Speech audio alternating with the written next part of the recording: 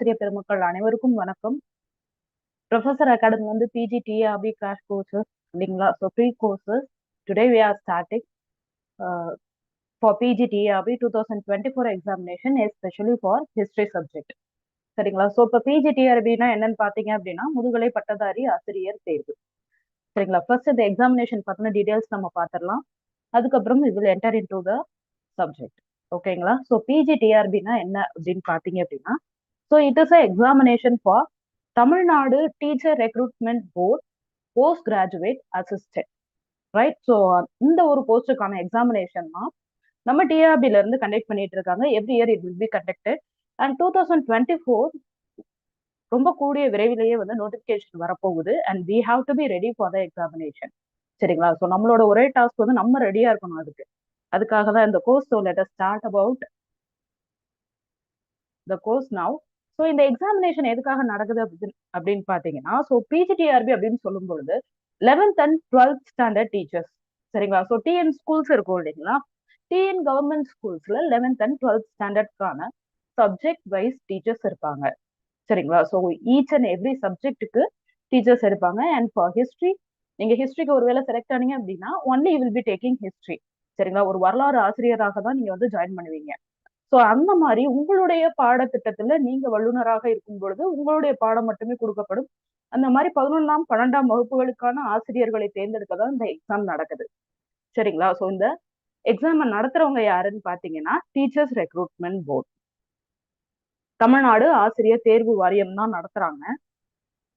And இந்த எக்ஸாமோட process வந்து பாத்தீங்க அப்படின்னா தெர் ஆர் 2 ப்ராசஸ். சரிங்களா? ஸோ 2 ஸ்டேஜஸ் இருக்கு. இந்த 2 ஸ்டேஜஸ் என்னன்னு பாத்தீங்க அப்படின்னா return examination and certificate verification. So இதுல பெரிய பிளஸ் பாயிண்ட் என்னன்னு பாத்தீங்க அப்படின்னா உங்களுக்கு பர்சனல் இன்டர்வியூ கிடையாது.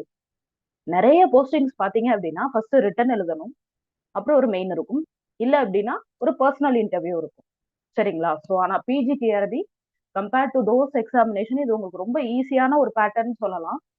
உங்களுக்கு ரிட்டன் எக்ஸாமினேஷன் முடிச்சதுமே டைரக்டா சர்டிபிகேட் வெரிஃபிகேஷன், உங்க சர்டிபிகேட் எல்லாம் வெரிஃபை ஆயிடுச்சு அப்படின்னா immediately you will be getting the post. So எவ்வளவு பெரிய பிளஸ் பாயிண்ட் பாருங்க. ஸோ 2 ஸ்டேஜ் தான். அதுல ரிட்டன் எக்ஸாமினேஷனும் சர்டிபிகேட் வெரிஃபிகேஷனும் இருக்க போகுது. சரிங்களா? ஸோ அதே மாதிரி ரிட்டன் எக்ஸாமினேஷன்ல இந்த தடவை ஒரு ஸ்லைட்லி ஒரு சேஞ்ச் இருக்க போகுது. அது என்னன்னு பாத்தீங்க அப்படின்னா, apart from your subject Tamil language eligibility டெஸ்ட்னு சொல்லப்பட்ட ஒரு டெஸ்ட் கண்டக்ட் பண்ண போறாங்க. ஸோ இது 50 மார்க்ஸுக்கு நீங்க 20 மார்க்ஸ் எடுத்தாலே போதும், you are eligible for that. சரிங்களா? ஸோ இது வந்து எதுக்காக அப்படின்னா கவர்மெண்ட் சைட்ல இருந்து இதை கம்பல்சரி மேண்டேட்டரி ஆக்கியிருக்காங்க. So whoever is getting the post, யாரா இருந்தாலும் சரி, எந்த ஸ்டேட் ஆனவங்களா இருந்தாலும் சரி, தமிழ் லாங்குவேஜ் எலிஜிபிலிட்டி டெஸ்ட்ல வந்து அவங்க அட்லீஸ்ட் 20 மார்க்ஸ் ஸ்கோர் பண்ணிருக்கணும். சரிங்களா? ஸோ தமிழ் மொழி தெரிந்தவர்களுக்காக இது கொண்டு வரப்பட்டது. ஸோ இது கிளியர் பண்ணா மட்டும்தான் உங்களோட பேப்பர் வேலிடேஷன் நடக்கும், உங்களோட மார்க்ஸ் வந்து கன்சிடர் பண்ணுவாங்க. ஸோ தமிழ் லாங்குவேஜ் தானே, ஈஸியா தான் இருக்கும்னு நினைக்க வேண்டாம். ஓகேங்களா? ஸோ 10th ஸ்டாண்டர்ட் வர அதை நம்ம ப்ரிப்பேர் பண்ணி தான் ஆகணும். ஸோ ப்ரிப்பேர் பண்ணி நீங்க அட்டன் பண்ணும்பொழுது கண்டிப்பா அதை ஈஸியா நீங்க கிளியர் பண்ணிடலாம். சரிங்களா? But it is mandatory. நீங்க இது கிளியர் பண்ண இந்த ஒரு எக்ஸாமினேஷனை கிளியர் பண்ணாம நீங்க டைரக்டா வந்து பிஜிடிஆர்பி கிளியர் பண்ண முடியாது. சரிங்களா? ஸோ இதுவும் உங்களுக்கு அதே நாள்ல தான் நடக்கும், but they will be giving extra timing for that. சரிங்களா? Okay, so coming to the main examination. இப்போ தமிழ் எலிஜிபிலிட்டி டெஸ்ட்ங்கிறது it is just for the language. அந்த லாங்குவேஜ் சம்மந்தப்பட்ட கேள்விகள் மட்டும்தான் இருக்கும். 50 கேள்விகள்ல 20 கேள்விகள் நீங்க கரெக்டா பதில் அளித்தாலே போதுமானது. அதுக்கப்புறம் உங்களோட மேஜர் சப்ஜெக்டான அடுத்த ஒரு மெயின் பேப்பர் எடுத்து வேலிடேட் பண்ண ஆரம்பிச்சிருவாங்க. ஸோ இப்போ இந்த மெயின் பேப்பருக்கான எக்ஸாமினேஷன் எப்படி நடக்க போகுது அப்படின்னு பாத்தீங்கன்னா, டியூரேஷன் வந்து 3 hours, 3 மணி நேரத்துல 150 கேள்விகளுக்கான ஒரு எக்ஸாமினேஷனா தான் இது இருக்க போகுது. அண்ட் இதுல மேஜரா பாத்தீங்க அப்படின்னா மெயின் சப்ஜெக்ட், அதாவது நமக்கு வரலாறு சம்பந்தப்பட்ட கேள்விகள் 110 கேள்விகள் இருக்க போகுது. சரிங்களா? ஸோ 110 கொஸ்டின்ஸ் வில் பி தேர்.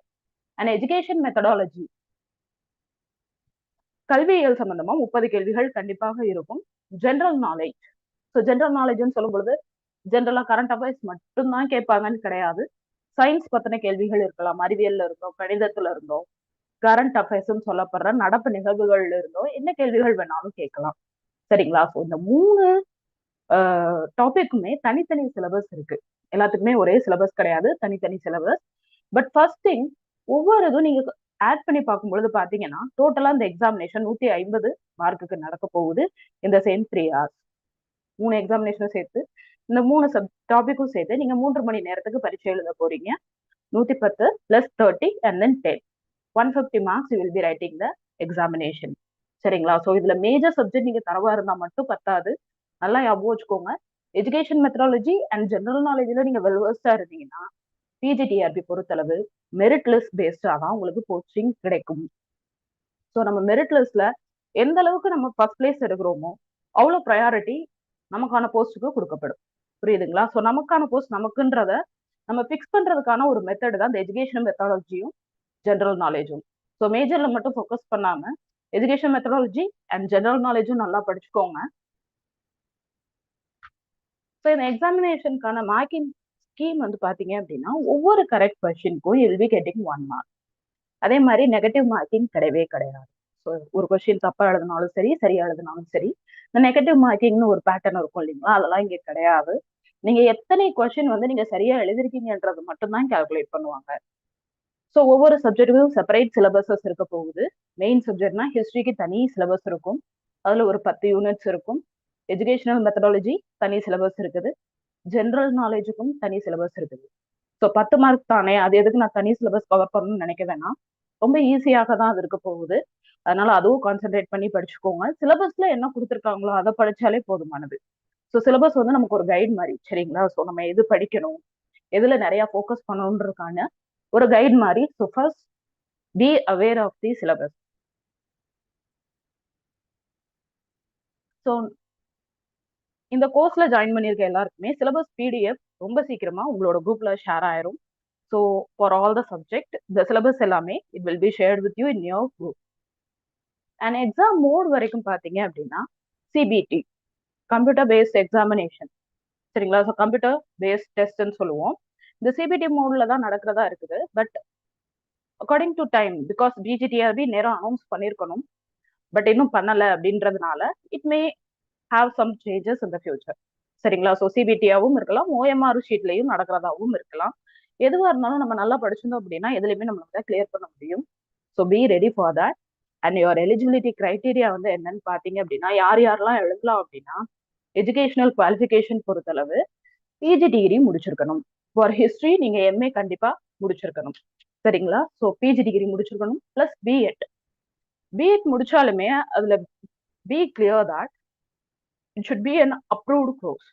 சரிங்களா? ஸோ அது அப்ரூவ் ஆயிருக்கணும். என்சிடிஇ மூலமா அப்ரூவ் பண்ணப்பட்ட ஒரு காலேஜ்ல இருந்து நீங்க வந்து பிஎட் முடிச்சு certificate வாங்கியிருக்கணும். Then only you are eligible for the examination. So உங்க சர்டிபிகேட் ஒரு தடவை செக் பண்ணிக்கோங்க. And regarding age limit, now the age limit is increase to 58. நிறைய பேர் 50 above, நிறைய பேர் இந்த எக்ஸாமினேஷன் கிளியர் பண்ணி போஸ்டிங் வாங்கியிருக்காங்க. So age is not a restriction. உங்களுக்கு வயது ஒரு தடையே கிடையாது. 48ஆக இருந்த வயது வரும்போது தான் 58ஆ மாத்திருக்காங்க. சரிங்களா? So it is a very big plus point for as.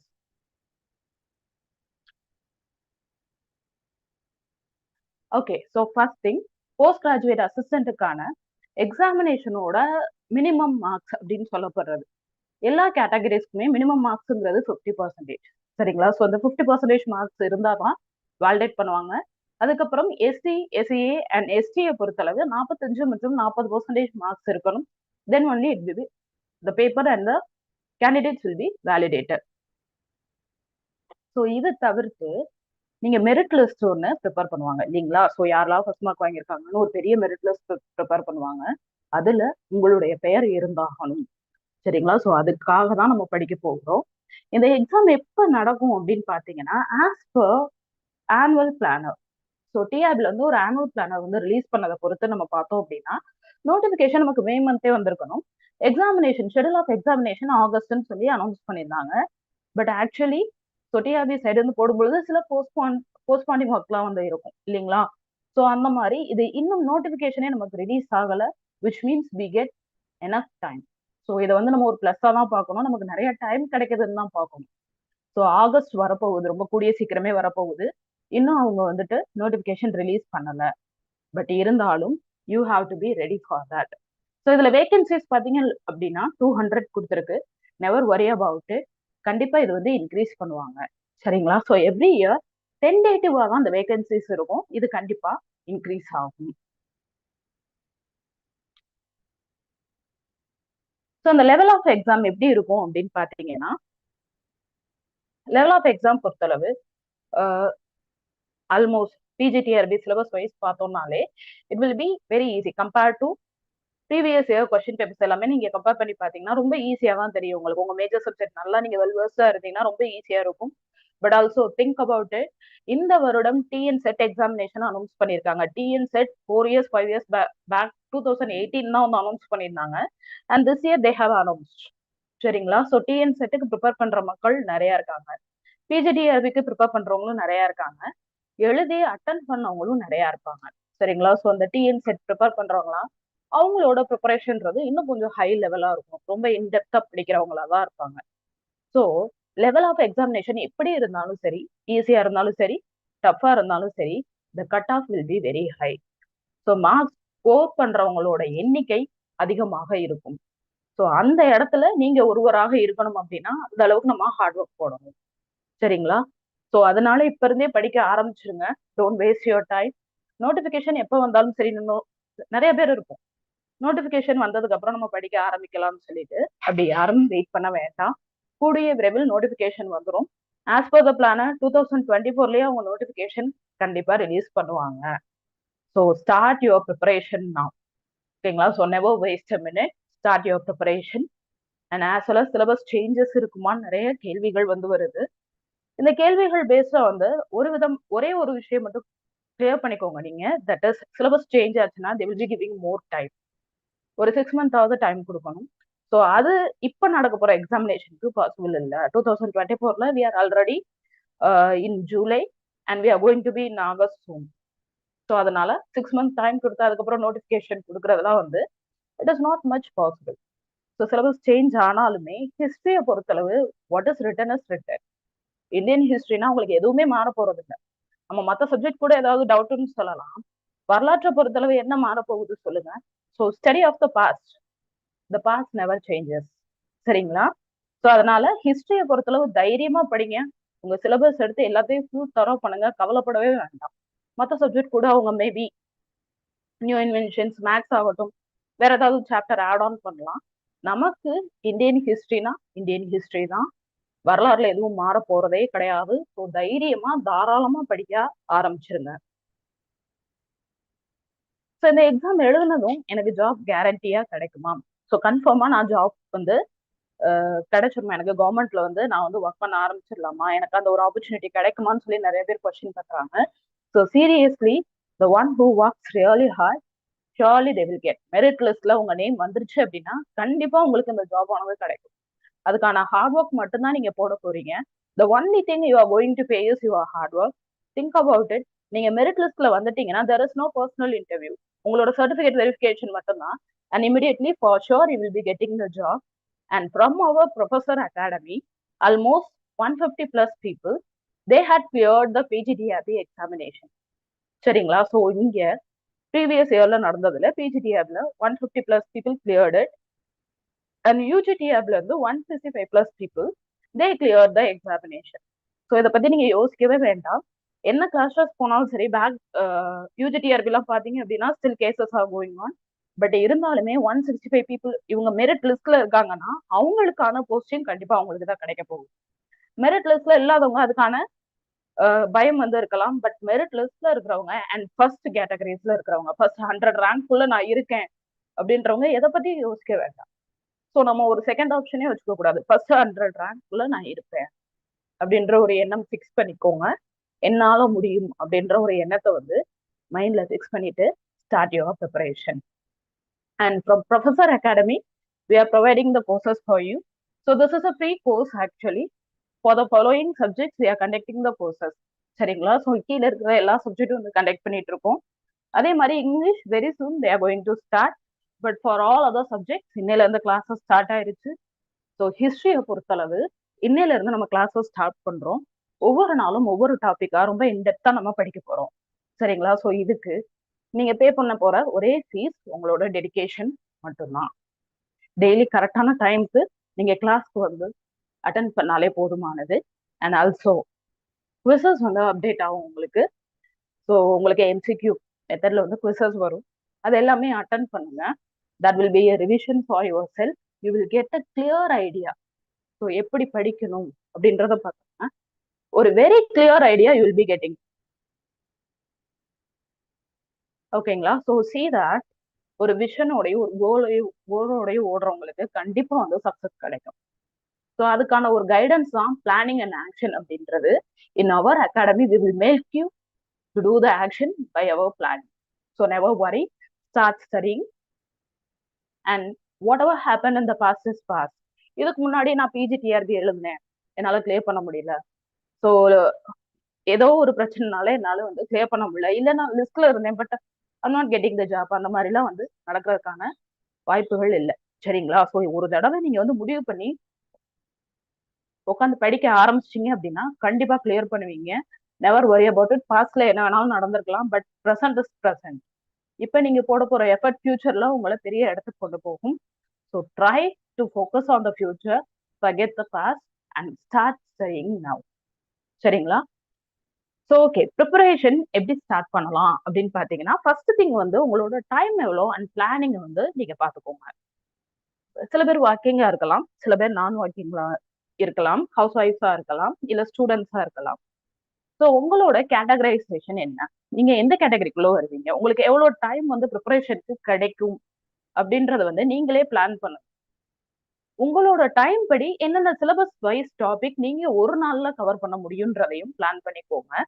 And the most important thing is materials. So உங்க பிளானிங், டைம் பிளானிங் மட்டும் போதாது, கையில தரமான மெட்டீரியல்ஸும் இருந்தா. சரிங்களா? ஸோ என்னென்ன மெட்டீரியல்ஸ் உங்க கையில இருக்கு, தேவைப்படுற எல்லா மெட்டீரியல்ஸும் நம்ம கையில இருக்கான்றத பாத்துக்கோங்க. நோட்ஸ் எடுத்து படிக்க ஆரம்பிங்க. சரிங்களா? So this is a most important step. So ஹிஸ்டரியை பொறுத்தளவு நமக்கு ரெண்டு மெத்தட் வந்து ரொம்ப யூஸ் ஆகும். அது பேஸ்டா நிறைய கொஸ்டின்ஸும் வரும். அதுதான் டைம்லைன் அண்ட் மேப் ஸ்டடி. எந்த ஒரு ஈவெண்ட்டை படிச்சாலும் அதுக்கான டைம்லைன் போட்டு படிங்க. அதே மாதிரி மேப் ஸ்டடி. ஃபார் எக்ஸாம்பிள் உங்களுக்கு பாடலிபுத்ரான்னு இருக்கும் இல்லைங்களா? ஸோ ஏன்ஷியன் பாடலிபுத்ரா இப்ப எந்த ஊராக இருக்குதுன்னு கேட்கலாம். விச் இஸ் பாட்னா நவ், இல்லைங்களா? ஸோ பீகாரோட கேபிட்டல் பாட்னா வந்து நம்ம ஏர்லியர் என்ன சொல்லுவோம் அப்படின்னா பாடலிபுத்ரான்னு சொல்லுவோம். இந்த மாதிரி மேப்ல கம்பேரிசன் வச்சுலாம் கொஸ்டின்ஸ் கேட்பாங்க. நம்மளோட சிலபஸ்ல இந்தியன் ஜியாகிரபின்னு சொல்லிட்டே ஒரு டாபிக் இருக்கு. ஸோ அதனால மேப் ஸ்டடி கண்டிப்பா இன்க்ளூட் பண்ணுங்க உங்களோட ப்ரிப்பரேஷன்ல. அடுத்தது பேலன்ஸ்டா ரொம்ப காமா படிக்க ஆரம்பிங்க. பதட்டப்பட வேண்டாம், நிறைய யோசனைகள் வேண்டாம். நம்ம பண்ண போற ஒரே விஷயம் நல்லா படிச்சு போய் எக்ஸாம் எழுத போறோம். சரிங்களா? ஒரே விஷயம் ஞாபகம் வச்சுக்கோங்க, ஹிஸ்டரி நிறைய பேர் படிச்சிருந்தாலும் பிஎட் முடிச்சிருக்கணும், பிஜி முடிச்சிருக்கணும், and they are going to appear அப்படின்னா அவங்க அந்த அளவுக்கு ப்ரிப்பரேஷனும் பண்ணியிருக்கணும். சரிங்களா? ஸோ உண்மையா ஹார்ட் ஒர்க் போட்டு ப்ரிப்பேர் பண்றவங்களுக்கு மட்டும்தான் மெரிட் லிஸ்ட்ல இடம் கிடைக்க போகுது. So keep your self balance, concentrated and com. Competition நிறைய இருக்க போகுதுன்னு நினைச்சலாம் நீங்க பயப்பட வேண்டாம், கண்டிப்பா இருக்கும். அந்த அளவுக்கு நம்ம நம்மளை மேம்படுத்திக்குவோன்ற நம்பிக்கையோட படிக்க ஆரம்பிக்கும். சரிங்களா? ஸோ அடுத்தது மெத்தட் ஆஃப் ஸ்டடி வந்து பாத்தீங்க அப்படின்னா it should be an causes and impact method. ஏன்னா ரீசெண்ட் இயர்ஸ்ல வந்து பாத்தீங்க அப்படின்னா சிம்பிளி ஒரு ஒன் சென்டென்ஸ் எம்சிக்யூவா யாருமே கேட்கறது இல்லை. எஸ்பெஷலி ஹிஸ்டரி கொஸ்டின்ஸ்ல எப்படி இருக்குன்னு பாத்தீங்கன்னா இட் இஸ் மோஸ்ட் ப்ராபப்ளி ஸ்டேட்மெண்டல் கொஸ்டின்ஸா தான் இருக்குது. சரிங்களா? ஸோ ரொம்ப ஒரு மாதிரி ஸ்டேட்மெண்டல் கொஸ்டின்ஸா இருக்குது. இந்த ஸ்டேட்மெண்டல் கொஸ்டின்ஸ்ல எப்படி வருது அப்படின்னு பாத்தீங்கன்னா ஒரே விஷயத்த 4 விதமா கொடுத்துருவாங்க. அதுல வந்து காசஸ் அண்ட் இம்பாக்ட் மெத்தட்ல வந்து கம்பேர் பண்ணி கொடுப்பாங்க. ஃபார் எக்ஸாம்பிள் அலெக்சாண்டர் இன்வேஷன், அதோட இம்பாக்ட் என்னன்னு சொல்லி ஒரு 4 ஸ்டேட்மெண்ட் கொடுப்பாங்க. அதுல எது சரியானது அப்படின்னு கேட்பாங்க. ஸோ காசஸ் அண்ட் இம்பாக்ட் மெத்தட்ல படிக்க ஆரம்பிங்க. ஜஸ்ட் ஈவெண்ட் மட்டும் படிக்க கூடாது.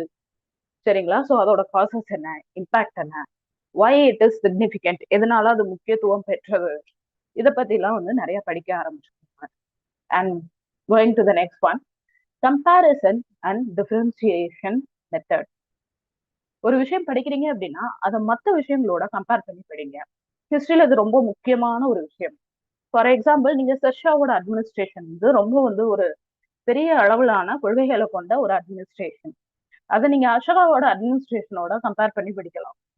சரிங்களா? ஸோ எந்த அளவுக்கு ரெண்டு பேரும் வந்து மக்களுக்கு தேவையானதை செஞ்சாங்க அப்படின்னு சொல்லிட்டு ஒரு கம்பேரிசன் வச்சு படிங்க. இல்லை அப்படின்னா அலாவுதீன் கில்ஜியோட ரிஃபார்ம்ஸ் வச்சு கம்பேர் பண்ணி படிக்கணும். அதே மாதிரி டிஃபரன்சியேஷன் பொறுத்தளவு நம்ம ஃப்ரீடம் மூவ்மெண்ட் எடுத்துக்கிட்டீங்க அப்படின்னா ஸ்வதேஷி அண்ட் ஸ்வராஜ் அப்படின்னு சொல்லிட்டு ரெண்டு விஷயங்கள் இருக்கு.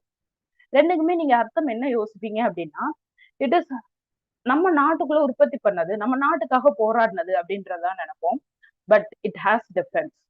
சரிங்களா? சோ சுதேசி அண்ட் ஸ்வராஜ்யம் அப்படின்னு சொல்லுவாங்க. சோ சுயராஜ்யம் அப்படிங்கும் பொழுது என்ன ஆகும் பாத்தீங்க அப்படின்னா சுயராஜ்யம்னா ஆட்சி இந்தியர்கள் கைக்குள்ள இருக்கணும், சுதந்திரமாக சுயமாக ஆட்சி அமையணுங்கிறது சுயராஜ்யம். ஸ்வதேசிங்கிறது it is not ruling. Instead இந்தியாவுல உற்பத்தி பண்ணக்கூடிய பொருட்களை ஸ்வதேசின்னு சொல்லுவாங்க. தற்சார்புன்னு சொல்றது அது பேரு. ஸோ இந்தியாவில் ப்ரொடியூஸ் பண்ண ப்ராடக்ட்ஸை மட்டும்தான் யூஸ் பண்ணணும் அப்படின்ற ஒரு பிரின்சிபல் தான் இந்த ஸ்வதேசி மூவ்மெண்ட். சரிங்களா? ஸோ ரெண்டுக்கு வித்தியாசம் இருக்கு. பட் ஒரு மாதிரி சிமிலரா வரும் அதோட மீனிங்ன்றனால கன்ஃபியூஸ் பண்ணிடக்கூடாது. டிஃபரன்ஷியேட் பண்ணி படிக்க ஆரம்பிங்க. சரிங்களா? ஸோ அடுத்தது நிறைய டெஸ்ட் அட்டன் பண்ணுங்க. Previous year question papers revise பண்ணுங்க. ரொம்ப முக்கியமான விஷயம். நீங்க எவ்வளவு டெஸ்ட் அட்டன் பண்றீங்களோ அவ்வளோ உங்களோட கிளாரிட்டி வந்து பெட்டர் ஆகும். சரிங்களா? ஒரு டாபிக் எடுத்து படிக்கிறோம் அப்படின்னா unless you are attending a test you will not get the clarity. உங்களுக்கு நிறைய சந்தேகங்கள் எழும், அதை நீங்க கிளாரிஃபை பண்ணிக்கலாம். அதே மாதிரி இதுக்கு இதுதான் ஆன்சர்ன்றதை நீங்க வந்து ரொம்ப ஷுவரா படிக்க ஆரம்பிக்கலாம். ஸோ டெஸ்ட் அட்டன் பண்ணிக்கிட்டே இருங்க. ஜஸ்ட் ரீடிங் அண்ட் கோயிங் சொல்லிட்டு கண்டினியூ பண்ணிட வேண்டாம். And before entering into our subject first knowing our syllabus is much more important. சரிங்களா? ஸோ நம்மளோட சிலபஸ் நமக்கு கண்டிப்பா தெரிஞ்சாகணும். ஸோ அதை என்னன்னு பார்த்துடலாம். நம்ம சிலபஸை பொறுத்தளவு 10 யூனிட் இருக்குது. சரிங்களா? ஸோ இதோட டீடைல்ஸ் வந்து already in our YouTube channel we had uploaded, ஏற்கனவே அப்லோட் பண்ணியிருக்கோம். If you have any doubts any time you can refer that. And coming back to this, நம்மளோட யூனிட்ஸ் அந்த 10 யூனிட்ஸ்லயுமே வந்து பாத்தீங்க அப்படின்னா முதல் 6 யூனிட் வந்து இந்தியன் ஹிஸ்டரி தான் இருக்க போகுது. சரிங்களா? ஸோ 6 யூனிட் இந்தியன் ஹிஸ்டரி தான். ஆக்சுவலா நீங்க பாத்தீங்க அப்படின்னா மெயின் சப்ஜெக்ட் வந்து 110 மார்க்ஸ்ன்னு சொல்லியாச்சு, 110 கொஸ்டின்ஸ் இருக்கணும். ஸோ தட் இஸ் 210 யூனிட்ஸ் அப்படிங்கும் பொழுது ஒவ்வொரு யூனிட்டுக்கும் 11 கேள்விகள் கேட்கப்படும். சரிங்களா? ஸோ அந்த 11 கேள்விகள்ல வந்துட்டு இந்தியன் ஹிஸ்டரியில இருந்து மட்டுமே 66 கேள்விகள் கேட்க போறாங்க. ஏன்னா we have 6 units in Indian history. இந்திய வரலாறுல இருந்து 6 யூனிட் இருக்கு. சரிங்களா? ஸோ அதே மாதிரி தமிழ்நாடு வரலாறை பொறுத்தளவு 2 unit, history of Europe and modern world, ஐரோப்பிய மற்றும் உலக வரலாறு. இதுல ஒரு விஷயம் நீங்க நல்லா புரிஞ்சுக்கோங்க, இந்தியன் ஹிஸ்டரியும் தமிழ்நாடு ஹிஸ்டரியும் பண்டைய காலத்துல இருந்து எல்லாமே நம்ம படிச்சிருக்கணும். சரிங்களா? ஸோ தமிழ்நாடுன்னா நீங்க சேர சோழ பாண்டியர்ல இருந்து படிச்சிருக்கணும். இந்தியன் ஹிஸ்டரியா நீங்க கற்காலத்துல இருந்தே ஸ்டார்ட் பண்ணி படிக்க ஆரம்பிச்சிருக்கணும். ஸோ இந்த விஷயங்கள் எல்லாமே நம்ம படிச்சிருக்கணும். ஆனா coming back to the world history நீங்க அப்படி படிக்க வேண்டிய அவசியம் இல்லை. ஸோ வேர்ல்டு ஹிஸ்டரி பொறுத்தளவு வெறும் மாடர்ன் ஹிஸ்டரி மட்டும்தான் நீங்க படிக்க போறீங்க. அதாவது நவீன வரலாறு, நவீன உலக வரலாறு, நவீன ஐரோப்பிய வரலாறு அப்படின்றது மட்டும்தான் படிக்க போறீங்க. Which is starting from 1453. சரிங்களா? ஸோ அந்த ஆட்டோமன் டர்க்ஸ் வந்து கான்ஸ்டான்டினோபிள கேப்சர் பண்ணுவாங்க இல்லைங்களா? அதுல இருந்து தான் மாடர்ன் பீரியட் உங்களுக்கு ஸ்டார்ட் ஆகும்.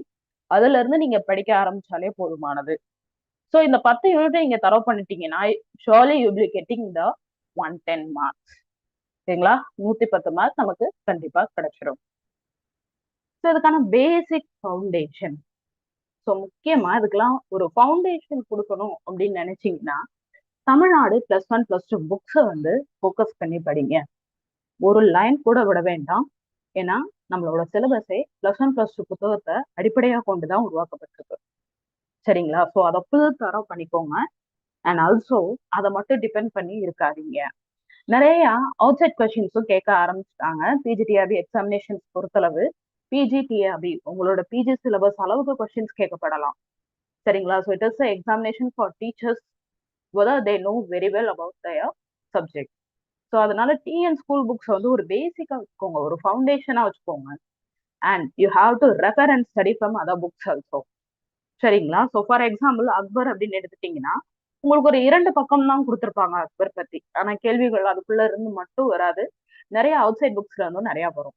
சரிங்களா? ரொம்ப இன்டெப்தா படிக்கணும் அப்படின்னா ரெஃபரன்ஸ் புக்ஸும் யூஸ் பண்ணிக்கோங்க. ஓகேங்களா? So this is about our history subject and let us get into the subject. So first நம்ம டாபிக் குள்ள போயிடலாம். ஹிஸ்டரி, வரலாறு அப்படின்றது எப்ப தொடங்கியது அப்படின்னு பாத்தீங்க அப்படின்னா, திஸ் ஃப்ரம் கிரீஸ், அதாவது 5th செஞ்சுரியில இருந்து தான் ஹிஸ்டாரிக்கல் ரைட்டிங் ஸ்டார்ட் ஆச்சு அப்படின்னு சொல்லப்படுது. 4th to 5th செஞ்சுரியில இருந்து. ஸோ ஹிஸ்டரி, வரலாறு அப்படின்னா என்னன்னா ஸ்டடி ஆஃப் த பாஸ்ட். இது நம்ம எல்லாருக்குமே தெரியும் இல்லைங்களா? ஸோ கடந்த கால நிகழ்வுகளை பத்தி படிக்கிறது தான் வந்து வரலாறுன்றது நம்ம எல்லாருக்குமே தெரியும். ஆனா வரலாற்றுக்குன்னு ஒரு வரலாறு இருக்கு இல்லைங்களா? எந்த வருடம் தொடங்கியது, யாரால் தொடங்கப்பட்டது அப்படின்றதெல்லாம். ஸோ இது முழுக்க முழுக்க கிரேக்க மற்றும் ரோமன் வரலாற்று ஆசிரியர்களாலதான் இப்படி ஒரு டிசிப்ளின்றது தொடங்கப்பட்டது. ஏர்லியரா வெறும் கதைகளாக மட்டுமே இருந்தது. பிற்காலத்துல உண்மையாக நிரூபிக்கப்பட்ட விஷயங்களாக மாறியது வரலாறு.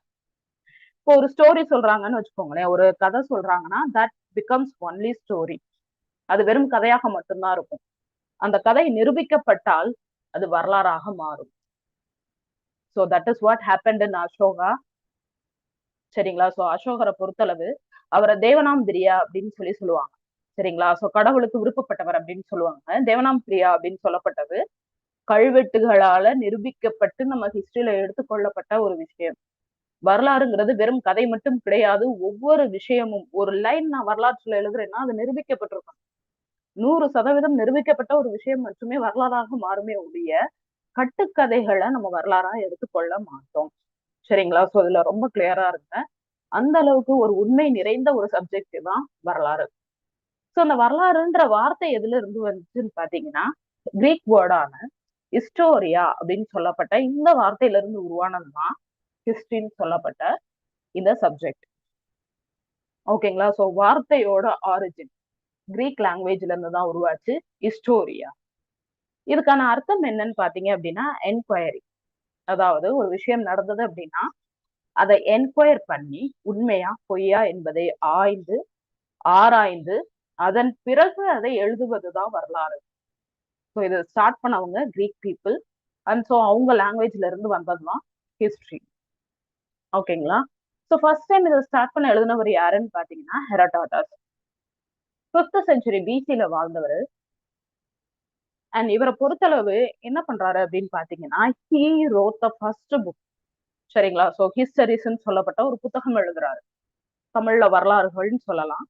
இந்த ஒரு புத்தகத்தை எழுதும் பொழுது என்ன பண்றாரு அப்படின்னு பாத்தீங்கன்னா, கடந்த காலத்துல நடந்த விஷயங்கள் எல்லாத்தையுமே ஒரு நரேட்டிவா வந்து எழுதுறாரு. என்னென்ன நடந்துச்சோ, அவர் என்னென்ன கேள்விப்பட்டாரோ எல்லாத்தையும் வரிசையா எழுத ஆரம்பிக்கிறார். நம்மளோட உலகத்துல சோ ஆர்கியாலஜி வைஸா நம்ம இருக்கிறதுலயே ஏர்லியஸ்டா எப்ப வந்து ஃபர்ஸ்ட் ஹிஸ்டரி எழுதப்பட்டிருக்குன்னு தேடும் பொழுது the earliest record that we got, நம்ம கையில கிடைச்ச ஒரு முந்தைய கால ஒரு ரெக்கார்டுங்கிறது இந்த ஹிஸ்டரிஸ் புக் தான். ஹெரோடாட்டஸ் எழுதின இந்த ஒரு புத்தகம் தான். சோ அதனால வரலாற்றை எழுத தொடங்கியவர் என்பதால இவரை ஃபாதர் ஆஃப் ஹிஸ்டரின்னு சொல்லி குறிப்பிடுறோம். சரிங்களா? சோ இவர் பிறந்த இடம் எது அப்படின்னு பாத்தீங்கன்னா ஹாலிகார்னசஸ் அப்படின்னு சொல்லப்படுற இப்ப பிரசன்ட்ல டர்க்கில இருக்கக்கூடிய ஒரு பிளேஸ். ஆனா அவருடைய வாழ்நாள்ல அது கிரேக்க எம்பையரோட ஒரு பகுதியாக இருந்தது. சோ அவர் எங்க பிறந்தாருன்னு கூட கேள்விகள் வந்திருக்கு. Halicarnassus. And coming to the next one, Thucydides. So தூசிரைட்ஸை பொறுத்தளவு வரலாற்றோட தந்தை அப்படின்னு சொல்லப்பட்டவர் ஹெரோடாட்டஸ். தூசிரைட்ஸ் அப்ப யாருன்னு பாத்தீங்கன்னா நவீன வரலாற்றோட தந்தைன்னு குறிப்பிடப்படுறாரு. என்ன விஷயம் அப்படின்னா, நான் வரலாறுன்னு சொல்லும் பொழுதே சொன்னேன், ஒரு விஷயம் நிரூபிக்கப்பட்டால் மட்டுமே வரலாறு ஆகும், இல்லை என்றால் அது கட்டுக்கதையாக முடிவிக்கப்படும் அப்படின்னு சொல்லிட்டு. சோ இதுல ஒரு விஷயத்த ரொம்ப தெளிவா புரிஞ்சுக்கோங்க. முதல் முறையாக ஒரு விஷயத்தை எடுத்து ஆராய்ந்து அதோட உண்மைத்தன்மையை அறிந்து எழுதியவர் தூசிரைட்ஸ் தான். ஹெரோடாட்டஸ் பொறுத்தளவு என்னென்ன அவர் கேள்விப்பட்டாரோ எல்லாத்தையும் எழுத ஆரம்பிச்சாரு. So it it has more number of interpretation and imaginations. சரிங்களா? ஸோ நிறைய இமேஜினேஷன் அதுல இருந்துச்சுன்னு சொல்லப்படுது.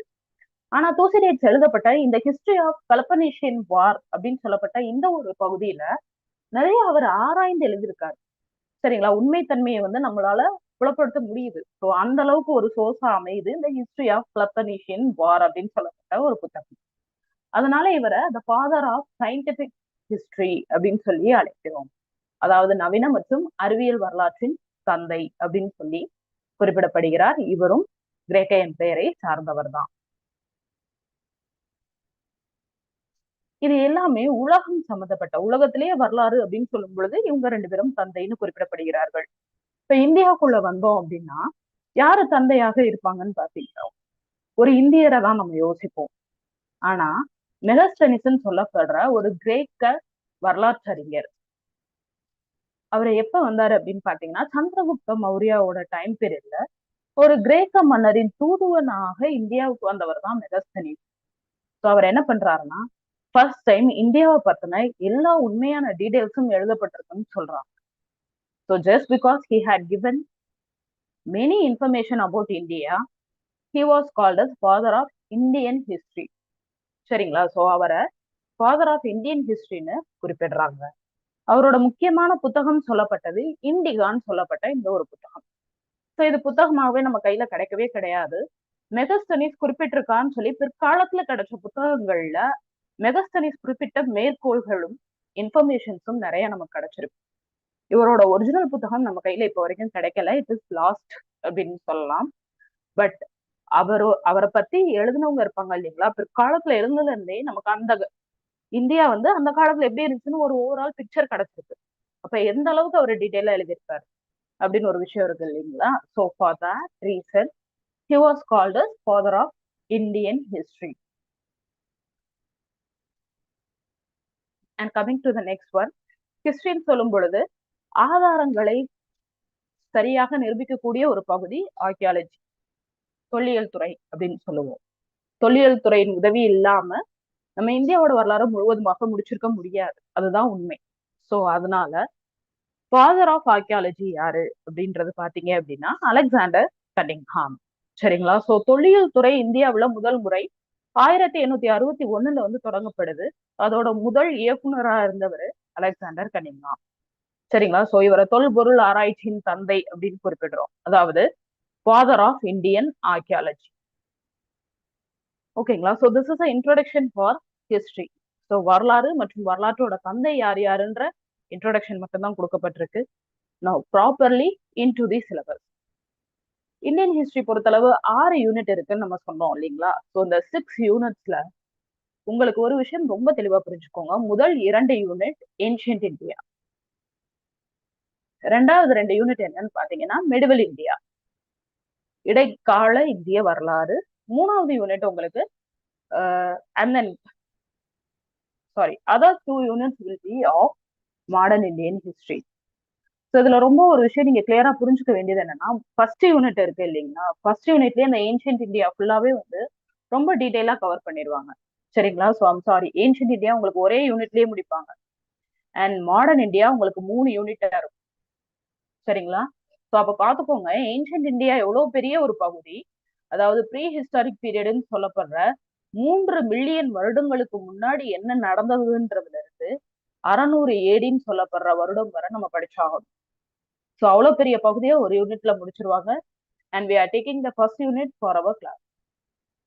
சரிங்களா? ஸோ இதுல என்னென்ன விஷயங்கள்லாம் கொடுத்துருக்காங்கன்னு பாத்தீங்கன்னா, சோர்சஸ், இந்தியாவோட ஜியாகிரபி படிச்சிருக்கணும், Harappan civilisation and Vedic age Mahajanapadas. சரிங்களா? ஸோ இந்த விஷயங்கள் எல்லாருக்கும் இதே மாதிரி Buddhism, Jainism, Mauryan empire, Gupta எம்பையர்ல இருந்து ஹர்ஷவர்தனாவோட எம்பையர் வர வந்து கவர் பண்ணியிருப்பாங்க. சரிங்களா? ஸோ இதுதான் யூனிட் 1. இந்த யூனிட் 1ல கொடுக்கக்கூடிய இந்த தகவல்கள் தான் நம்ம கிளாஸ்ல நம்ம படிக்க போறோம். ஸோ இந்த ஃபர்ஸ்ட் யூனிட்ல இருந்தே உங்களுக்கு 11 கேள்விகள் வரப்போகுது. சரிங்களா? ஸோ ஒரே ஒரு யூனிட்ல இருந்து இந்த ஒரு யூனிட் இவ்வளவு பெரிய வாஸ்டான யூனிட்டா இருக்கும் பொழுது நம்ம எப்படி படிக்கலான்றது ஒரு ஐடியா உங்களுக்கு வேணுன்றதாண்டி we had taken the first unit. Now let us start with the periodization of Indian history. இந்திய வரலாறை எப்படி பிரிச்சிருக்காங்கன்னு பாத்திரலாம். இதை 3 கேட்டகரியா வந்து நம்ம பிரிக்கலாம். ஸோ அதுல பண்டைய இந்திய கால வரலாறு, அதுக்கப்புறம் இடைக்கால இந்திய வரலாறு, நவீன இந்திய வரலாறு அப்படின்னு சொல்லிட்டு 3 பகுதியா பிரிக்கலாம். ஸோ அதுல ஏன்ஷியன்ட் இந்தியா அப்படின்னு சொல்லப்படுற பண்டைய இந்திய கால வரலாறு உங்களுக்கு 5 லட்சத்துல இருந்து 700 ஏடி வர இருக்கக்கூடிய வரலாறாக இருக்கும். சரிங்களா? ஸோ அந்த பிசி, ஏடி, சிஇ இதுக்கான அர்த்தங்களும் படிச்சுக்கோங்க. பிசிங்கிறது பிஃபோர் கிரைஸ்ட், ஏடிங்கிறது ஆனோடாமி. சரிங்களா, அதாவது இயர் ஆஃப் த லார்டுன்னு சொல்லுவாங்க. இது ஏசு கிறிஸ்து பிறந்த வருடத்தை வந்து இயர் ஆஃப் தி லார்டுன்னு சொல்றாங்க, வென் ஹி வாஸ் born. ஆக்சுவலா உங்களுக்கு கிறிஸ்துமஸ் வந்து December 25 இல்லைங்களா? சோ அவர் பிறந்ததுக்கு முன்னாடி வரைக்கும் அது பிசியாக இருந்தது. அவர் பிறந்த அன்றிலிருந்து, அதாவது அடுத்த வருடத்திலிருந்தே ஏடியாக மாறியது. சரிங்களா, சோ இப்படிதான் நம்ம ஹிஸ்டரியை கேட்டகரைஸ் பண்ணியிருக்கோம். அண்ட் ஆல்சோ இது கிறிஸ்டியானிட்டி ரிலேட்டடா இருக்கிறனால அதை எல்லாராலும் ஏற்றுக்கொள்ள முடியாது அப்படின்ற ஒரு காரணத்தினால இப்ப at present all historians had accepted BCE and CE. ஒரு மத சார்பற்ற ஒரு டேர்ம் வந்து நம்ம யூஸ் பண்ணணும். இது வந்து கிறிஸ்டியானிட்டிக்கு போயிருது. ஸோ அது வந்து நம்ம முழுசா எல்லாராலையும் யூஸ் பண்ண முடியாது, சில கருத்து வேறுபாடுகள் வரலாம்னு சொல்லிட்டு செக்யூலரா மதச்சார்பற்ற ஒரு டேர்ம் கொண்டு வராங்க. அதுதான் பிசிஇ அண்ட் சிஇ. பிசிஇ வந்து பாத்தீங்க அப்படின்னா பிஃபோர் காமன் ஏரா, சிஇ பாத்தீங்க அப்படின்னா காமன் ஏரா. சரிங்களா, ஸோ காமன் ஏரான்னு சொல்லப்படுது. ஸோ இந்த பிசிஇ சிஇன்றது ரொம்ப ஒரு முக்கியமான விஷயம். இதுல இன்னொரு விஷயம் வந்து பாத்தீங்க அப்படின்னா காமன் ஏராங்கிறது தமிழ்ல பொது வருடம், பொது ஆண்டு அப்படின்னு சொல்லுவாங்க. சரிங்களா, சோ பொது ஆண்டுன்னு சொல்லப்படுது. பொது ஆண்டுக்கு முன், பொது ஆண்டுக்கு பின் அப்படின்றதுதான் வந்து வரும் பொது காலம் அப்படிம்பாங்க. சோ இந்த மாதிரி 3 பகுதியா பிரிக்கப்பட்டதுதான் நம்ம சிலபஸ்ல கொடுத்துருக்காங்க இன் இந்தியன் ஹிஸ்டரி. அதுல ஜியாகிரபி ஆஃப் இந்தியா தான் நம்ம பார்க்க போறோம். சரிங்களா, சோ இப்ப ஜியாகிரபி ஆஃப் இந்தியாவும் periodisation of ancient Indian history, பண்டைய வரலாற்றோட கால வகைப்பாடு. இப்ப பண்டைய வரலாறுனா வெறும் மன்னர்கள் மட்டும் இருக்க மாட்டாங்க இல்லைங்களா, தற்காலத்துல இருந்து நம்ம படிச்சு ஆகணும். சோ எந்தெந்த காலம், எந்தெந்த வருடங்கள் வரை இருந்தது அப்படின்றத நம்ம படிச்சிடலாம். ஸோ இந்தியன் ஜியாகிரபி தொடங்குறதுக்கு முன்னாடி இந்தியா எப்படி உருவானது அப்படின்ற ஒரு டாபிக் தான் பார்க்க போறோம். கண்டிப்பா வரலாற்றை படிக்கும் பொழுது இது உங்களுக்கு புத்தகங்கள்ல ரொம்ப டீட்டெயிலா இருக்காது. சரிங்களா, ஸோ அதனால my best advices class 10 TN புத்தகமான 10ஆம் வகுப்பு புத்தகத்துல உங்களுக்கு ஜியாகிரபி பகுதிகள் இருக்கும் இல்லைங்களா, புவியியல் பாடங்களை முழுவதுமாக படிச்சுக்கோங்க. ஸோ புவியியல் பாடங்கள் படிக்கும் பொழுது அது இந்திய புவியியல்ல மிக குறிப்பிட்டு வந்து எக்ஸ்பிளைன் பண்ணுது. ஸோ புவியியல்ல இருந்து எந்த கொஸ்டின் கேட்டாலும் நீங்க அதுக்கு ஆன்சர் பண்ணிடலாம். சரிங்களா, ஸோ அந்த மாதிரி நல்லா படிச்சுக்கோங்க. And Indian plate, let us start with geography. Indian பிளேட்டோட உருவான விதம் தான் படிக்க போறோம். முதல்ல உலகத்துல ஒரே ஒரு கான்டினென்ட் தான் இருந்தது, ஒரே ஒரு கண்டமாக தான் இருந்தது, அது பேர் பாங்கியா. இந்த பாங்கியா விரிவடைந்து ரெண்டு கண்டமா வந்து உருவெடுக்குது. சரிங்களா, சோ பிளவுபட்டு தனித்தனி கண்ட திட்டுகளாக நகர ஆரம்பிக்குது. அதுல வந்து முதல் 2 திட்டுக்கள் லோவர் ஏசியா அண்ட் கோண்டுவானா அப்படின்னு சொல்லப்பட்ட பகுதி. இப்ப இதுல முக்கியமான ஒரு விஷயம் என்னன்னு பாத்தீங்கன்னா, அந்த கோண்டுவானா பகுதியில தான் இந்தியா இருந்தது. சரிங்களா, சோ அதாவது சவுத் பகுதியில தான் இந்தியா இருந்தது. பிற்காலத்துல அது மெதுவாக நகர்ந்து நகர்ந்து நகர்ந்து இந்த யூரேஷியா அப்படின்னு சொல்லப்பட்ட ஏசிய கண்டத்தோடு இணைந்ததுன்னு சொல்றாங்க. ஸோ இப்போ இந்தியன் கான்டினென்ட்னு சொல்லும் போது இதுல நீங்க ரொம்ப கிளியரா பார்க்கலாம், ஹிமாலயன் மவுண்டன்ஸ்க்கான எந்த ஒரு சோர்ஸும் இருந்திருக்காது. சரிங்களா, ஸோ அந்த மாதிரி ஒரு அமைப்பு நமக்கு தெரிஞ்சிருக்கவே செய்யாது. இந்தியா ஏசியா தட்டோட இணைந்து ஒரு முட்டுதலின் மூலமாக உருவானதுதான் ஹிமாலயன் மவுண்டன். அதுக்கு முன்னாடி இருந்த இந்த பின் பக்கமான இந்த ட்ரையாங்குலர் ஏரியா. சரிங்களா, ஸோ இது ஏர்லியஸ்ட் டயத்துல இருந்தே உலகத்துல இருந்ததுன்னு சொல்லப்படுது. சரிங்களா, so it existed from the earliest time and it merged with Eurasia. முதல்ல ஆப்பிரிக்கா, இந்தியா, அண்டார்டிகா, ஆஸ்திரேலியா இவங்க எல்லாமே ஒரே அடியா கோண்டுவானா அப்படின்னு சொல்லப்பட்ட ஒரு திட்டாக தான் இருந்தது. சரிங்களா, சோ அதுக்கப்புறம் தான் பிரிந்து இந்தியா தனியாக பிரிந்து அது யுரேஷியா பக்கத்துல போயிடுச்சுன்னு சொல்றாங்க. It joint with the Asian continent. சரிங்களா, சோ அது இணைந்த பிறகுதான் நமக்கு இப்ப இருக்கக்கூடிய ஒரு அமைப்பு கிடைத்தது. சரிங்களா, சோ என்னென்னு பாத்துக்கோங்க. ஃபர்ஸ்ட் முதல் கண்டமாக இருந்தது பாங்கியா, அது லொரேஷியா மற்றும் கோண்டுவானாக பிரியுது. கோண்டுவானால இருந்த இந்தியா மறுபடியும் பிரிந்து யுரேஷியா நோக்கி நகர்ந்து அதோடு ஒரு முட்டுதலுடன் ஈடுபட்டு ஹிமாலயன் மவுண்டன்ஸோட இந்தியாவாக உருவாகுது. சரிங்களா, சோ இப்ப ஜியாகிரபி புவியியலை பொறுத்தளவு இந்தியாவை அதனாலேயே நம்ம சப் கான்டினென்ட் அப்படின்னு சொல்றோம். இதுக்கான இன்னொரு விஷயம் என்ன அப்படின்னு பாத்தீங்கன்னா, இந்தியால பலதரப்பட்ட நிலப்பாங்குகளும் சரி, ஒரு நாட்டுல நீங்க பார்க்கக்கூடிய பலதரப்பட்ட கலாச்சாரமும் வாழ்க்கை முறையும் ஒரே இந்தியா அப்படின்ற ஒரு நாட்டுக்குள்ள நம்ம பார்த்திடலாம். அதனால இதை ஒரு துணை கண்டம் அப்படின்னே சொல்லி அழைக்கிறோம். இது வேற எந்த நாட்டுக்குமே இல்லாத ஒரு பெருமை. சரிங்களா? சோ இந்தியாவுக்கு மட்டுமே இருக்கக்கூடிய ஒரு பெருமைன்னு சொல்லலாம். we are called as a subcontinent. ஓகேங்களா? சோ அடுத்தது இது பென்னின்சுலார் நாடுன்னு அழைக்கப்படுது, which is தீபகற்பம். தீபகற்ப நாடாக அழைக்கப்படுது. அதாவது 3 பக்கம் கடல்களாலும் ஒரு பக்கம் நிலத்தாலும் சூழப்பட்டிருக்கு. இமயமலை இந்தியாவுக்கு மிகப்பெரிய அரணாக இருக்குது. இந்தியால வற்றாத ஜீவநதிகளும் இருக்கு, தார் பாலைவனமும் இருக்கு. சரிங்களா? சோ அதே மாதிரி it is considered as a very fertile country. ஓகேங்களா? ரொம்ப ஒரு சிறந்த நாடாக தான், வளம் மிகுந்த நாடாக தான் கருதப்படுது இந்தியா.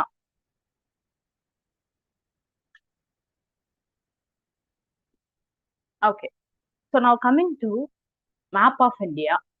இந்தியான்னு சொல்லும் பொழுதே அதோட சைஸ், ஏரியா, அதை பத்தின விஷயங்கள் எல்லாமே புவியியல் பாடங்கள்ல இருந்து நம்ம படிச்சாகும். Any question may be asked. சரிங்களா? ஸோ இதுல இருந்து கண்டிப்பா ஒரு கேள்வி கேட்கப்படும். ஸோ புவியியல் சார்ந்து ஒரு கேள்வி டெஃபினட்டா கேட்பாங்க ஃபர்ஸ்ட் யூனிட்ல. சரிங்களா? ஸோ அப்படி பார்க்கும் பொழுது இந்தியாவோட ஏரியா எவ்வளோன்னு பாத்தீங்கன்னா 32,87,263 ஸ்கொயர் கிலோமீட்டர். சரிங்களா? ஸோ சிம்பிளா சொல்ல போனோம் அப்படின்னா ஆல்மோஸ்ட் 33 மில்லியன் 3.3 மில்லியன் ஸ்கொயர் மீட்டர்னு சொல்லலாம். ஸ்கொயர் கிலோமீட்டரா இருக்குது. அண்ட் அதே மாதிரி உலகத்தோட ஏரியால, சரிங்களா, to the world area we have the 2.4%. ஓகேங்களா? ஸோ 2.4% இடம் தான் இருக்குது. ஆனா பாப்புலேஷன் பாத்தீங்க அப்படின்னா we almost have 17 to 19% population. ஓகேங்களா? So now we are increase. India தான் இருக்கிறதே லார்ஜஸ்ட் பாப்புலேஷனா இருக்குது. அண்ட் ரிமெம்பர் திஸ் திங், நம்மளோட லேண்ட் ஏரியா உலகத்தோட லேண்ட் ஏரியாவை பொறுத்தளவு வெறும் 2.4% தான். ஆனா பாப்புலேஷன் 17 to 19% பாப்புலேஷன் இந்தியால மட்டும் இருக்குது. தற்போதைய கணக்குப்படி இந்தியால 140 கோடிக்கும் அதிகமான மக்கள் வந்து வாழ்ந்துட்டு இருக்காங்க. சரிங்களா? ஸோ இது வந்து சென்சஸ் படி பார்த்தோம் அப்படின்னா India is largest populated country. ஓகேங்களா? ஸோ அடுத்தது ஏரியா படி பார்த்தோம் அப்படின்னா India is 7th largest country. ஓகேங்களா? ஸோ பரப்பளவு விகிதத்தில் இந்தியா 7வது மிகப்பெரிய நாடாக உள்ளது. இந்த 6 நாடுகளும் வரிசையாக கொடுக்கப்பட்டிருக்கு.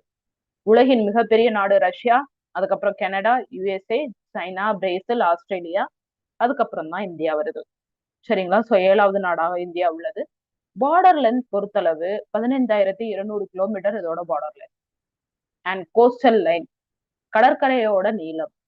ஓகேங்களா? கடற்கரை நீளம் சொல்லும் பொழுது இந்த சவுத் பகுதியில இருக்கக்கூடிய இந்த இடங்கள் மட்டும்தான். அதுவும் பங்களாதேஷ் நம்ம எடுத்துக்க மாட்டோம். இந்தியாவோட கடற்கரை நீளம் எவ்வளோ அப்படின்றதுதான் வந்து விஷயம். ஸோ 7,516 கிலோமீட்டர் வந்து கடற்கரை நீளம் இருக்குது நமக்கு. அண்ட் இந்த மேப்பை வச்சு நீங்க நிறைய விஷயங்கள் கத்துக்கலாம். யூ ஜஸ்ட் see that இங்க ஒரு வேல்யூ கொடுத்துருக்காங்க இல்லைங்களா, டாப் அண்ட் பாட்டம் இல்லைங்களா? ஸோ இது வந்துட்டு இட் இஸ் கால் லேட்டிடியூட். சரிங்களா? ஸோ அட்சரேகை அப்படின்னு சொல்லுவாங்க தமிழ்ல. அட்சரேகை பொறுத்தளவு இந்தியா 8°4 தொடங்கி 37°6' வரை பரவி இருக்குது. சரிங்களா? ஸோ அதாவது உலக உருண்டையில பாத்தீங்க அப்படின்னா ஈக்குவேட்டார் இருக்கும். ஈக்குவேட்டாருக்கு மிக அருகிலேயே இந்தியா ஸ்டார்ட் ஆகுது.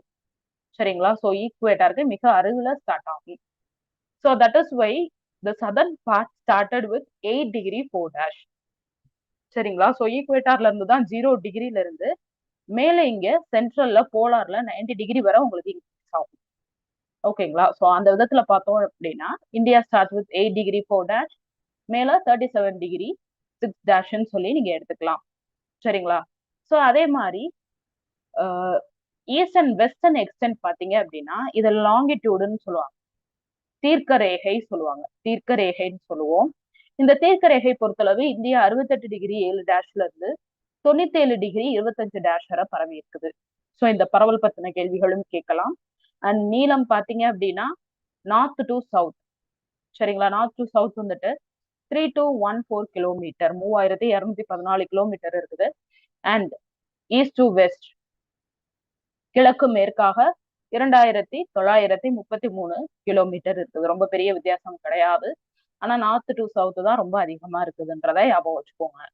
அப்புறம் இங்கே ஒரு லைன் கொடுத்துருக்காங்க பாத்தீங்களா, இந்த லைன் வந்து என்ன சொல்றாங்க அப்படின்னா ஐஎஸ்டி அப்படின்னு சொல்றோம், ஸ்டாண்டர்ட் மெரிடியன். இந்த லைனை பேஸ் பண்ணி தான் இந்தியாவுல டே அண்ட் நைட் கால்குலேட் பண்ணப்படுது, டைம் கால்குலேஷனும் பண்ணப்படுது.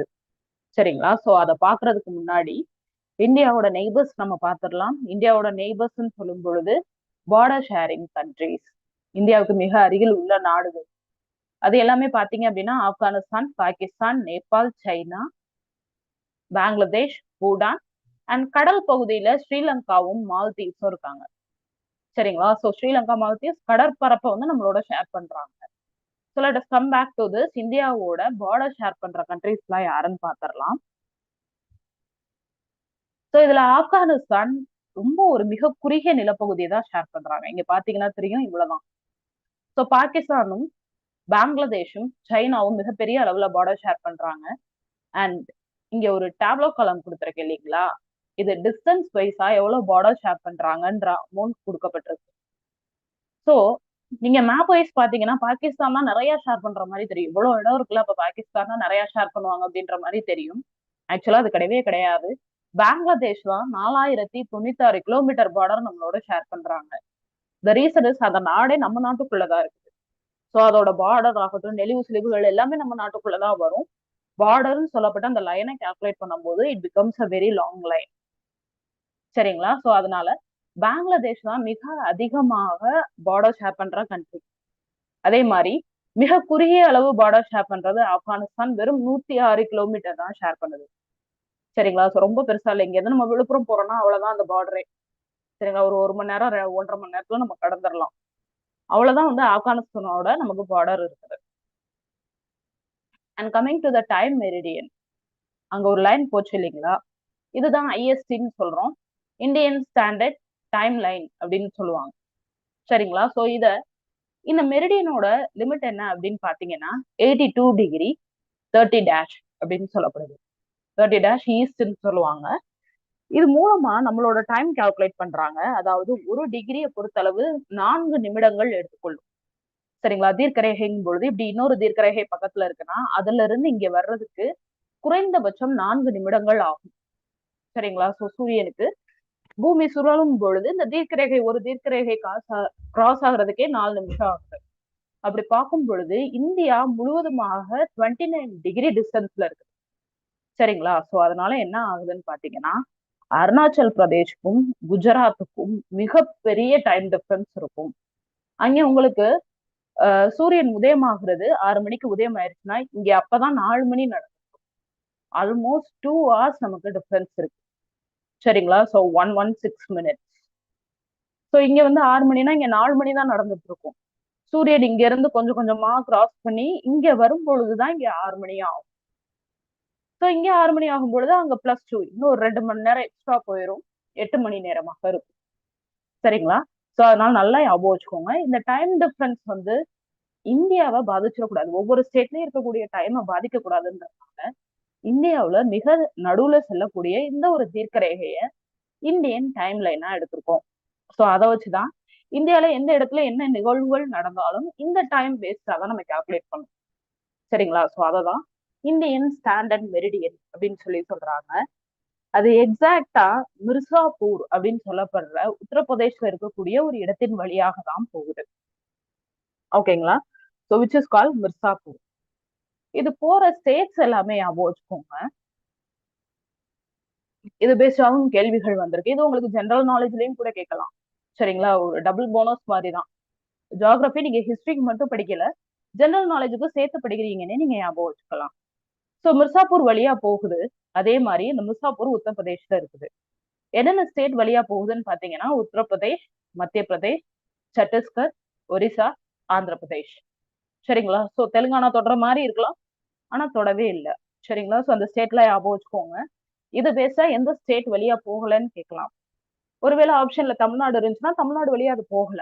அதே மாதிரி கர்நாடகா இருக்கு, மகாராஷ்டிரா இருக்குன்னா அந்த ஸ்டேட் வழியா இந்த ஒரு லைன் போகலன்றது உண்மை. சரிங்களா? சோ அப்ப நம்மளோட டைம் லைன் என்னது அப்படின்னா 82°30'. நம்பர்ஸும் கேட்கலாம், ஞாபகம் வச்சுக்கோங்க. And coming to the next one, Palk strait, Palk நீர்ச்சந்தி அப்படின்னு சொல்லுவோம் இல்லைங்களா? சோ இந்த பாக் நீர்ச்சந்தி ஸ்ரீலங்காவையும் இந்தியாவும் தனியாக பிரிக்குது அப்படிங்கிறாங்க. பாக் ஸ்ட்ரைட்னா இதுதான். இந்த ஒரு குறுகிய பகுதியை பாக் ஸ்ட்ரைட்னு சொல்றோம். அது ஸ்ரீலங்காவையும் இந்தியாவும் தனியா பிரிக்குது. இந்தியாவோட மெயின்லேண்ட்ல இருக்கக்கூடிய 4 முனைகள் என்னென்ன அப்படின்னு சொல்லிட்டுதான் இதுல கொடுக்கப்பட்டிருக்கு. சரிங்களா? சோ அந்த 4 முனைகள் என்னென்னு பாத்தீங்கன்னா, நார்த்ல இருக்கக்கூடிய இந்தியா கோல் அப்படின்ற இடம் லடாக்ல இருக்குது. இப்போ இந்த இந்தியா கோல் நார்த்ல ரொம்ப ஒரு கார்னர்ல இருக்கக்கூடிய ஒரு பிளேஸா இருக்குது. சவுத்ல அருணாச்சல் பிரதேஷ்ல இருக்கக்கூடிய இந்த ஒரு இடம் கிபிட்டு அப்படின்ற ஒரு இடம். அதே மாதிரி கிழக்கு முனை வந்து பாத்தீங்க அப்படின்னா, குஜராத்ல இருக்கக்கூடிய புகார் மோட்டி அப்படின்ற இடம் கிழக்கு முனை. இதுல அடிக்கடி கேட்கக்கூடிய ஒரு கேள்வி சவுத். சோ இந்தியாவின் தெற்கு முனை எது அப்படின்னு கேட்பாங்க. ஆக்சுவலா பை டிஸ்டன்ஸ் அந்தமான் நிக்கோபார்ல இருக்கக்கூடிய தீவுகள்ல இருக்கக்கூடிய கடைசி பாயிண்ட் தான் இந்தியாவோட தெற்கு முனைன்னு சொல்லப்படுது. ஏன்னா அது மெயின்லேண்டுக்கும் கீழே போகுது. சரிங்களா? சோ இந்திரா பாயிண்ட் தான் தெற்குல இருக்குது. அதுவும் இப்ப லைட்டா சப்மர்ஜ் ஆயிடுச்சு அப்படின்னு சொல்றாங்க. ஸோ இட் இஸ் சப்மர்ஜ், கடல் கடியில போயிடுச்சுன்னு சொல்லப்படுது. அண்ட் அதே நேரம் இந்தியாவோட மெயின்லேண்ட், இந்தியாவோட முதன்மை நிலப்பகுதியோட தெற்கு முனை கன்னியாகுமரி தான். சரிங்களா? ஸோ ரெண்டுக்கும் டிஃபரன்ஸ் இருக்கு. இந்தியாவோட தெற்கு முனைன்னு சொல்லும் பொழுது அந்தமான் நிக்கோபார் ஐலாண்ட்ல இருக்கக்கூடிய இந்திரா முனை. அதே மாதிரி இந்தியாவின் முதன்மை நிலப்பகுதியின் தெற்கு முனை அப்படின்னு சொன்னாங்கன்னா உங்களுக்கு கன்னியாகுமரி வரும். இன் இங்கிலீஷ் மெயின்லேண்டுன்னு சொல்லுவாங்க. சரிங்களா? So southern point of the mainland அப்படின்னு சொல்லி குறிப்பிடப்படுது. ஓகே, ஸோ அடுத்தது என்னன்னு பாத்தீங்கன்னா, எப்பயுமே நீங்க இந்தியா மேப் வாங்குறீங்கன்னு வச்சுக்கோங்களேன் கடையில. ஸோ அதுல ஒரு சென்டர்ல ஒரு லைன் போகும். அந்த லைன் பேர் என்னன்னு பாத்தீங்கன்னா டிராபிக் ஆஃப் கேன்சர், கடகரேகை. சரிங்களா? ஸோ இந்தியாவை 2ஆக பிரிக்கக்கூடிய ஒரு அமைப்புன்னு சொல்லலாம் டிராபிக் ஆஃப் கேன்சர்.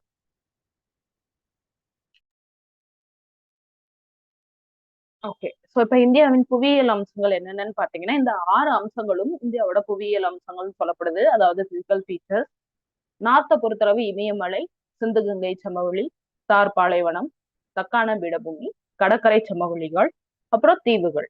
சரிங்களா? சோ இது எல்லாமே வந்துட்டு இந்தியாவோட பிசிக்கல் ஃபீச்சர்ஸ் அப்படின்னு சொல்லி அழைக்கப்படுது. இதெல்லாம் ஒரு சின்ன கிளான்ஸ் தான் பார்க்க போறோம். ரொம்ப டீட்டெயிலா உங்களுக்கு படிக்கணும் பொழுது 10ஆம் வகுப்பு புத்தகம் புவியியல் பாடம் மட்டும் படிச்சாலே போதுமானது. முதல் 2 பாடமாவது தரவா படிச்சுக்கோங்க. சரிங்களா? சோ இதுல யங் ஃபோல்டட் மவுண்டைன்ஸ், காலத்தால் இளைய மடிப்பு மலைகள்னு சொல்லப்படுது. ஏன்னா நம்ம ஏற்கனவே பார்த்தோம், கோண்டுவானால இருந்து இந்த சவுத் சைடு இருக்கிற பகுதி தான் வந்தது, அதுக்கப்புறம் தான் அது இணைந்ததுன்னு சொல்லிட்டு. ஓகேங்களா? சோ இதை இளைய மடிப்பு மலைகள்னு சொல்றாங்க. அதுக்கப்புறம் கிரேட்டர் ஹிமாலயாஸ், ஹிமாலயாஸாவே 3 வகையாக பிரிக்கிறாங்க. கிரேட்டர் ஹிமாலயாஸ், லெசர் ஹிமாலயாஸ், சிவாலிக்குன்னு சொல்லிட்டு. இதுல கிரேட்டர் ஹிமாலயாஸ்ன்னு சொல்லப்படுறது ஹிமாத்ரி மலைகள் இருக்கிறதுலயே ஹையஸ்ட் பீக்ஸ் எல்லாமே இங்கதான் இருக்குது. ஃபார் எக்ஸாம்பிள் உங்களுக்கு எவரெஸ்ட் சிகரம், இந்த மாதிரி எல்லா அமைப்புகளும் இந்த கிரேட்டர் ஹிமாலயாஸ்ன்னு சொல்லப்படுற ஹிமாத்ரி ரேஞ்சஸ்ல தான் அமைக்கப்பட்டுள்ளது. அதுக்கப்புறம் லெசர் ஹிமாலயாஸ், ஹிமாச்சல். சரிங்களா? சோ இது லெசர் ஹிமாலயாஸ் சொல்லலாம். அதுக்கப்புறம் சிவாலிக் குன்றுகள். இந்த மாதிரி 3 அமைப்புகளா இருக்கு. மணிப்பூர், அசாம் இந்த பகுதியில இருக்கக்கூடிய இமயமலையை வந்து பூர்வாஞ்சல் மலைகள் அப்படின்னு சொல்றாங்க. அதாவது நார்த் ஈஸ்டர்ன் சைடு இருக்கக்கூடிய இந்த மலைகள் எல்லாத்தையுமே வந்து பூர்வாஞ்சல் மலைகள்னு குறிப்பிடப்படுது. இதுல நீங்க ரொம்ப தெளிவா பார்க்கலாம். முதல்ல இருக்கக்கூடிய இந்த 2ம் ஹிமாத்ரி ரேஞ்சஸ், ரொம்ப ஹையஸ்ட் பீக் எல்லாம் இங்கதான் இருக்கும் உங்களுக்கு. அடுத்த 2வது லைன் வந்து உங்களுக்கு ஹிமாச்சல், கடைசியா இருக்கக்கூடியது சிவாலிக் குன்றுகள். குன்றுகள்னா சொல்லுவாங்க, ஏன்னா கம்பேர்ட் டு அதர் மலை, அதர் மவுண்டைன்ஸ் வந்து இது ரொம்ப ஹைட் கம்மியா இருக்கும். அண்ட் இந்தியால ரொம்ப மேல இருக்கக்கூடிய இந்த ஒரு பகுதி இருக்கு இல்லைங்களா, இத பாமிர்க் நாட்டுன்னு சொல்லுவாங்க. அதாவது இந்த பாமிர்க் நாட் உலகின் கூரை என அழைக்கப்படுது. சரிங்களா? So roof of the world அப்படின்னு சொல்றாங்க. ஏன்னா அது இந்தியாவுக்கு மேல ஒரு ரூஃப் மாதிரி அமைஞ்சிருக்கு அந்த மவுண்டைன் அப்படின்றனால ரூஃப் ஆஃப் தி வேர்ல்டுன்னு சொல்லப்படுது. ஓகேங்களா? சோ இதெல்லாம் நல்லா ஞாபகம் வச்சுக்கோங்க. அண்ட் இதை பிரிக்கும் பொழுது நார்த் ஈஸ்டர்ன் பூர்வாஞ்சல்னு அழைக்கப்படுது. பூர்வாஞ்சல்ல இருக்கக்கூடிய ஹில்ஸ் பெயர்கள் எல்லாமே ஞாபகம் வச்சுக்கோங்க. பட்காய், நாகா, மைசோ, மணிப்பூர். ஸோ அங்க இருக்கக்கூடிய ஸ்டேட்ஸோட நேம்ஸ்லயே வந்துடும். நாகாலாந்து, மிசோரம், மணிப்பூர்ல படிக்கிறோம் இல்லைங்களா, அந்த நேம்ஸ்லயே வந்துடும். ஸோ அதெல்லாம் ஞாபகம் வச்சுக்கோங்க. அண்ட் நேரடியாக இப்படி பிரிக்கும் பொழுது உங்களுக்கு பஞ்சாப் பகுதியில இருக்கிறது பஞ்சாப் ஹிமாலயாஸ்னும், குன்மவுன் ஹிமாலயாஸ் அப்படின்னும், அதுக்கப்புறம் நேபாள் பகுதி நேபாள் ஹிமாலயாஸ், தென் சிக்கிம் ஹிமாலயாஸ், அசாம் ஹிமாலயாஸ்ன்னு நேரடியாக வேர்டிகலா இந்த மாதிரி பிரிக்கிறாங்க. சரிங்களா? ஸோ இதெல்லாம் டிஃப்ரெண்ட் பிரிவுகள் சொல்லலாம். அண்ட் பாசஸ் பொறுத்தளவு கைப்பர் அண்ட் போலன் பாஸ் வழியாக தான் நிறைய இன்வேஷன் நமக்கு நடந்ததுன்னு சொல்லப்படுது. இந்த ரெண்டு பாசஸும் பார்த்தீங்க அப்படின்னா பாகிஸ்தானோட பார்டர்ல தான் இருக்கும். Because Pakistan was there with India. இந்தியாவோட ஒரு பகுதி தான் பாகிஸ்தானாக இருந்தது இல்லைங்களா அந்த காலத்துல. ஸோ அதனால ரொம்ப முக்கியமான ஒரு விஷயம். அண்ட் தார் பாலைவனம் பொறுத்தளவு ராஜஸ்தான்ல இருக்கக்கூடியது. பாகிஸ்தான்லயும் அது பரவி இருக்குது. சரிங்களா? ஸோ பாகிஸ்தான்லயும் அது முழுவதுமாக பரவி இருக்குதுன்னு சொல்லலாம். So let as see the details. இந்த பாலைவனம் அது 800ல இருந்து 400 கிலோமீட்டர் வைடா பரவி இருக்குது. குஜராத், ஹரியானா, பஞ்சாப், ராஜஸ்தான் மாநிலங்கள்ல வந்து இருக்குது. அதே மாதிரி 2 பாகிஸ்தான் மாநிலங்கள்லயும் பரவி இருக்குது. இங்க இருக்கக்கூடிய மணல் குன்றுகள்லாம் பாத்தீங்கன்னா 52 ஃபீட்ல இருந்து 498 ஃபீட் ஹைட் வரை இருக்கும்னு சொல்றாங்க. அதாவது நம்மளோட ஒரு ரூமோட ஹைட் பாத்தீங்கன்னா வெறும் ஒரு 6 to 10 ஃபீட் தான் வைப்பாங்க. சரிங்களா? சோ இப்ப இதெல்லாம் பாத்தீங்க அப்படின்னா 498 ஃபீட்ல ஒரு மணல் குன்றே இருக்குங்கிறா. அதாவது ஆல்மோஸ்ட் லைக்கா ஒரு சின்ன மவுண்டைன் மாதிரி இருக்குது அது. சரிங்களா? சோ இது எல்லாமே நம்மளோட தார் பாலைவனத்துல ஒரு ஃபீச்சரா இருக்குது. அடுத்தது சிந்து கங்கை சமவெளி. இதுதான் ரொம்ப முக்கியமான ஒரு டாபிக்னு சொல்லலாம். நமக்கு ரொம்ப கன்ஃபியூஸ் பண்ணக்கூடிய ஒரு விஷயம்னு சொல்லலாம். ஸ்கூல் புத்தகத்துல ரொம்ப தெளிவா இருக்காது. அதனால நல்லா ஞாபகம் வச்சுக்கோங்க. சிந்து நதியானது எங்க தொடங்குது அப்படின்னு பாத்தீங்கன்னா மான்சரோவர் லேக்குன்னு சொல்லப்பட்ட ஹிமாலயால இருக்கக்கூடிய ஒரு பகுதியில இருந்து உற்பத்தி ஆகுது. சரிங்களா? ஸோ இந்த நார்த்ல இருக்கக்கூடிய ரிவர்ஸ் எல்லாமே எவர் ஃப்ளோயிங் ரிவர்ஸ்ன்னு சொல்லுவாங்க. வற்றாத ஜீவ நதிகள் அப்படின்னு சொல்லப்படுது. ஸோ இது எங்க ஸ்டார்ட் ஆகுதுன்னா சீனாவுல திபெத்ல இருக்கக்கூடிய சரோவர் ஏரி அப்படின்ற ஒரு ஏரியில இருந்து ஸ்டார்ட் ஆகுது. And it flows into India. India வந்து தென் பாகிஸ்தான், ஆப்கானிஸ்தான் இடங்கள்ல முழுவதுமாக பாய்ந்து அண்ட் தென் ஃபைனலி அரேபியன் சீல போய் கலக்கும். ஆனா அது கலக்கிற இடம் இந்தியாவுல கிடையாது. சரிங்களா? ஸோ இப்ப இந்திய சப்கான்டினென்ட்னு எடுத்துக்கும் பொழுது பாகிஸ்தான் எல்லாமே சேர்ந்துரும் இல்லைங்களா அவங்களுக்கு இந்த சப்கான்டினென்ட் சொல்லும் பொழுது. அப்படி நீங்க எடுத்துக்கிட்டீங்கன்னா இண்டஸ் ரிவர் தான் இருக்கிறதுலே மிகப்பெரிய அமைப்புடைய ஒரு ரிவர். அதோட டிபியூட்ரிஸ் எல்லாம் சேர்த்தீங்க அப்படின்னா ஆல்மோஸ்ட் இந்த ரீஜியன் ஃபுல்லா வந்து இண்டஸ் ரிவரோட போயிடும். இது கங்கா ரிவர் அமைப்பை விட ரொம்ப பெரிய ஒரு அமைப்புன்னு சொல்லலாம். ஆனா கங்கா ரிவரை பொறுத்தளவு வெறும் இந்த அமைப்பு மட்டுமே குறிப்பிடப்படுகிறது. ஏன்னா அது இங்க வந்ததுக்கு அப்புறம் பிரம்மபுத்திரா ரிவரோட கனெக்ட் ஆயிடும். இது தனியா பிரம்மபுத்திரா ரிவர்னு அழைக்கப்படும். சரிங்களா? சோ அதனால நல்லா ஞாபகம் வச்சுக்கோங்க. இருக்கிறதுலேயே பெரிய நதி அமைப்பு இண்டஸ் ரிவர் தான். பட் இந்தியாவுக்குள்ள அது முழுவதுமாக வரல. அதனால இந்தியாவுக்குள்ள இருக்கிற பெரிய ரிவர் அமைப்பு ஒரு ரிவர் சிஸ்டம் என்னன்னு கேட்டீங்கன்னா கங்கா யமுனா ரிவர் சிஸ்டம். சரிங்களா? சோ இண்டஸ் இந்தியன் சப்கான்டினென்ட்ல பெருசு. ஆனா இந்தியா அப்படின்ற ஒரு நாட்டுக்குள்ள கங்கா யமுனா ரிவர் அமைப்பு தான் பெருசு. Okay, so let us start with Ganga Yamuna. Ganga பொறுத்தளவு கங்கோத்ரின்னு சொல்லப்பட்ட ஒரு பனி ஆறுல இருந்து தான் உருவாகுதுன்னு சொல்றோம். சரிங்களா? ஹிமாலயால இருந்து. யமுனா யமுனோத்ரின்னு சொல்லப்பட்ட ஒரு பனியாறுல இருந்து உருவாகுது. பிரம்மபுத்திரா அதே மான்சரோவர் லேக் பக்கத்துல தான் உருவாகுது. பிரம்மபுத்திராவுக்கு வந்து ஒரு பியூட்டிஃபுல்லான ஒரு இது இருக்கு. தட் இஸ் அது சைனால இருக்கும்போது அது பேரு சாங்போ அப்படின்னு சொல்லப்படுது. சரிங்களா? சாங்போ அப்படின்னு சொல்லப்பட்ட பெயர் தான் கொடுக்கப்படுது. அது எப்ப இந்தியாவுக்குள்ள இங்க நுழைய ஆரம்பிக்குதோ அப்ப அது மழை பெறும் பகுதிக்குள்ள நுழைய ஆரம்பிக்குது. சோ ஆஃபன் இந்த பிரம்மபுத்திரா திரும்புற அந்த இடங்கள்ல இருந்து பெரிய அளவிலான வெள்ளம் வந்து ஏற்படும் அப்படின்னு சொல்லப்படுது. சரிங்களா? சோ இந்தியாவுக்குள்ள நுழைஞ்சதுக்கு அப்புறம் தான் அதோட பெயர் பிரம்மபுத்திரா. அண்ட் இந்தியாவுக்குள்ள நுழைஞ்சதுக்கு அப்புறம் பங்களாதேஷ்குள்ள போய் கங்கா அப்படின்னு சொல்லப்பட்ட ஒரு நதியோட இது இணையும். சரிங்களா? சோ கங்கான்னு இணையும் பொழுது அதோட பெயர் மேக்னா. ஓகேங்களா? சோ ஃபர்ஸ்ட் அதோட பெயர் சாங்போன்னு இருக்குது சைனால. அவங்க இந்தியாவுக்குள்ள வந்த உடனே அவங்க பேரை மாத்திடுறோம் நம்ம பிரம்மபுத்திரான்னு சொல்லிட்டு. இப்ப அவங்க பங்களாதேஷ்குள்ள போயிடுறாங்க. பங்களாதேஷ்குள்ள நம்ம பேர் சொல்லக்கூடாது இல்லையா? அதனால அதை வந்து என்ன சொல்றாங்க அப்படின்னா அதோட நேம் மாறுது. கங்கா ரிவரோட இணைஞ்சு மேக்னா அப்படின்னு சொல்லப்பட்ட ஒரு நதியாக ஃப்ளோ ஆகுது. அதேதான் கங்கை நதிக்கும். நம்ம நாட்டுல இருக்கும் பொழுது அது பேர் கங்கா நதி. பங்களாதேஷ்குள்ள போனதும் அது பேர் பத்மா நதி. சரிங்களா? சோ அதோட பேர் பத்மா அப்படின்னு குறிப்பிடப்படுது. ஸோ இதுல இன்னொரு விஷயம் வந்து பாத்தீங்கன்னா இதோட ட்ரிபியூட்டரிஸ் படிச்சுக்கோங்க. என்னென்ன ட்ரிபியூட்டரிஸ் இருக்கு அப்படின்றத வந்து படிச்சுக்கோங்க. For example Son river. ஓகேங்களா. ஸோ சோன் ரிவர்னு சொல்லி படிச்சுக்கலாம். இதோட ட்ரிபியூட்டரிஸ் தம்சா, பெட்வா, சாம்பல் வந்துட்டு உங்களுக்கு பனாஸ், இந்த மாதிரி நதிகள் பெயர்கள் இருக்கு இல்லைங்களா, இதுவும் இடங்களும் படிச்சுக்கோங்க. எந்தெந்த நதிக்கரையில இந்த இடங்கள் எல்லாம் இருக்குது அப்படின்னு சொல்லிட்டு. இதுல ரொம்ப முக்கியமான நதிகள் வந்து என்னன்னு பாத்தீங்கன்னா, இண்டஸோட ட்ரிபியூட்டரிஸ் ஆன செனாப், ஜீலம், ரவி, சட்லஜ், பீஸ். சரிங்களா. ஸோ இந்த 5 நதிகளும் இண்டஸ் ரிவரோட மெயின் ட்ரிபியூட்டரிஸ்ன்னு சொல்லுவாங்க. சரிங்களா. ஸோ மெயின் கிளை நதிகள்னு சொல்லுவாங்க. கிளை நதிகள் ஓரளவு பார்த்துக்கிட்டா போதும், எல்லாமே பார்க்கணுன்ற அவசியம் இல்லை. ஸோ மேஜரான ரிவர்ஸ் மட்டும் நீங்க படிச்சுக்கிட்டா போதுமானது. ஃபார் எக்ஸாம்பிள் இங்க இருக்கக்கூடிய நதிகள் மட்டும் படிச்சுக்கிட்டா போதுமானது. இப்ப ராஜஸ்தான் டெசர்ட்ல போகக்கூடிய ஒரே நதி இந்த லூனி நதி மட்டும்தான். லூனின்னு சொல்லப்பட்ட ஒரே ஒரு நதி தான் ஓடுது. பட் இந்தியாவை பொறுத்தளவு நிறைய வற்றாத நதிகள் இருக்குது. அண்ட் எஸ்பெஷலி கங்காவும் யமுனாவும் இணைந்து செல்லக்கூடிய இடம் பிரயாக்ராஜ் அப்படின்னு சொல்லி அழைக்கப்படுது. சரிங்களா. சோ பிரயாக்ராஜ் அப்படின்னு சொல்லப்பட்ட இடத்துல அந்த இடத்தையே திரிவேணி சங்கமம் அப்படின்னு சொல்லி அழைக்கிறாங்க. நம்ம கன்னியாகுமரியை சொல்லுவோம் இல்லைங்களா, திரிவேணி சங்கமம் அப்படின்னு சொல்லிட்டு. அந்த மாதிரி பிரயாக்ராஜும் திரிவேணி சங்கமம்னு அழைக்கப்படுது. ஏன்னா கங்கா யமுனான்னு சொல்லப்பட்ட நதி அமைது. அதே மாதிரி சரஸ்வதின்னு சொல்லப்பட்ட ஒரு நதியும் அதோட இணைந்து ஓடுதுன்னு அறிவிக்கப்படுது. ஆக்சுவலா சரஸ்வதின்ற ரிவர் வந்து இட் இஸ் இமேஜினரி ரிவர்னு சொல்லலாம். ஸோ இப்ப அது ரிவரா நம்ம இதுல கிடையாது. இங்க போகுது இல்லைங்களா, சவுத்ல இருந்து வர ரிவராக தான் அது இருந்தது. ஸோ இப்ப அது கிடையாது அப்படின்னு தான் சொல்லப்படுது. முதல்ல இருந்திருக்கலாம்னு சொல்லப்படுது. ஸோ அதனால அதை பிரயாக்ராஜ்னு குறிப்பிடுறாங்க. ஓகேங்களா. So this is the Ganga river system as well as Brahmaputra river system. Okay, so let's have a question now for you.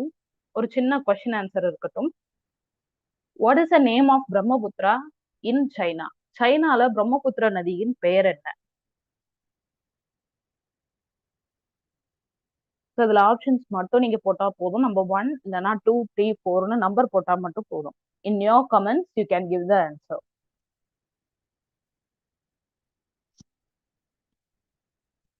Any answers? Okay, the correct answer is Tsangpo. சரிங்களா. ஸோ சாங்போன்றதுதான் சரியான விடை.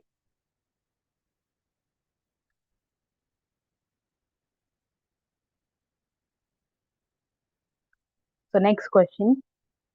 நிறைய பேர் கரெக்டா சொல்லிருக்கீங்க, very nice. Next question. Ganga Yamuna வந்து இணையுது இல்லைங்களா, so அந்த இடத்தோட பெயர் என்ன அப்படின்னு சொல்லி கேட்கிறாங்க. கங்கா கங்கா யமுனா 2 நதிகளும் இணையும் இடத்தின் பெயர் என்ன?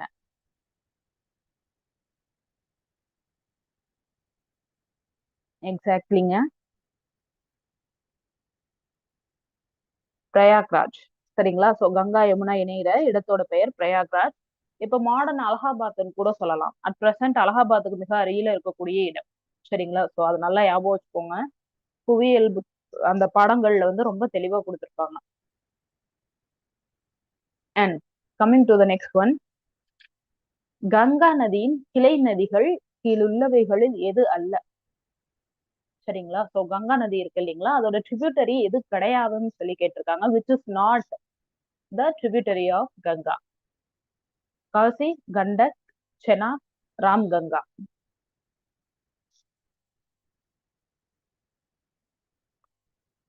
எக்ஸாக்ட்லி. ஸோ செனாப்புங்கிறது சிந்து நதியின் ஒரு பகுதி. சரிங்களா. இண்டஸ் ரிவர் இருக்கு இல்லைங்களா, அதோட ஒரு பகுதி தான் செனாப்புன்னு சொல்றது.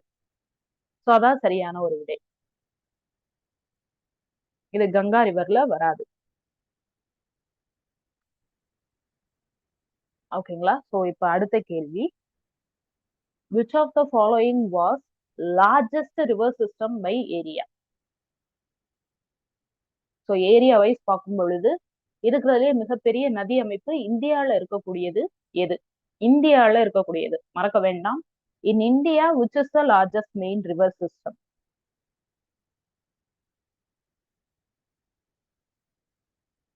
எக்ஸாக்ட்லி. So Ganga river. சரிங்களா. ஸோ இந்தியாவை பொறுத்தளவு கங்கா ரிவர் தான் இருக்கிறதுலே மிகப்பெரிய ரிவர் சிஸ்டம். ஸோ ஜென்ரலா இந்தியன் சப்கான்டினென்ட் சொல்லிட்டோம் அப்படின்னா அது பிரம்மபுத்திரா ரிவர் சிஸ்டமா இருக்கும். பட் இந்தியா அப்படின்னு ஒரு நாட்டுக்குள்ள கங்கா ரிவர் சிஸ்டம் தான் இருக்கிறதுலே பெருசு. சரிங்களா. அடுத்து டெக்கான் பிளாட்டூ. இது ஒரு ட்ரையாங்குலர் அமைப்புல இருக்கக்கூடிய ஒரு பீடபூமி அப்படின்னு சொல்லப்படுது. தக்கான பீடபூமின்னு சொல்லுவோம் தமிழ்ல. நர்மதை நதியோட தெற்கு பகுதியில இருக்கக்கூடிய எல்லா இடங்களும் இந்த டெக்கான் பிளாட்டோன்னு சொல்லி அழைக்கப்படுது. சரிங்களா? சோ இது மேப் வைஸா நம்ம படிக்கலாம். இத முக்கோண பகுதியை டெக்கான் பிளாட்டோனும், நடுவுல இருக்கக்கூடிய மேம்பட்ட பகுதியை சென்ட்ரல் ஹைலாண்டுன்னு அழைக்கிறாங்க. இந்த சென்ட்ரல் ஹைலாண்ட்லயும் 2 பீடபூமிகள் இருக்கு. ஒண்ணு மாழ்வா பீடபூமி, இன்னொன்னு சோட்டா நாக்பூர் பீடபூமி. சரிங்களா? சோ பீடபூமினா ஒண்ணுமே கிடையாது, கொஞ்சம் ஹையர் லேண்டுன்னு சொல்லுவாங்க, கொஞ்சம் உயர்ந்த நிலம் அப்படின்னு சொல்லுவாங்க. இந்த டெக்கான் பிளாட்டோட 2 பகுதிகள்லயும் உங்களுக்கு கிழக்கு மற்றும் மேற்கு தொடர்ச்சி மலைகள் வந்து அமைச்சிருக்கு. சரிங்களா? சோ நடுவுல இருக்கிற பகுதி கொஞ்சம் மேடான பகுதியா இருக்கிறதுனால இத பீடபூமி அப்படின்னு சொல்லி அழைக்கிறோம். இப்ப கீழே ஒரு கொஸ்டின் கொடுத்துருக்காங்க இல்லைங்களா? Which is older land form? மிக பழமை வாய்ந்த நிலப்பகுதி எது? Gangetic plain or Deccan plateau? Gangetic plain or Deccan plateau?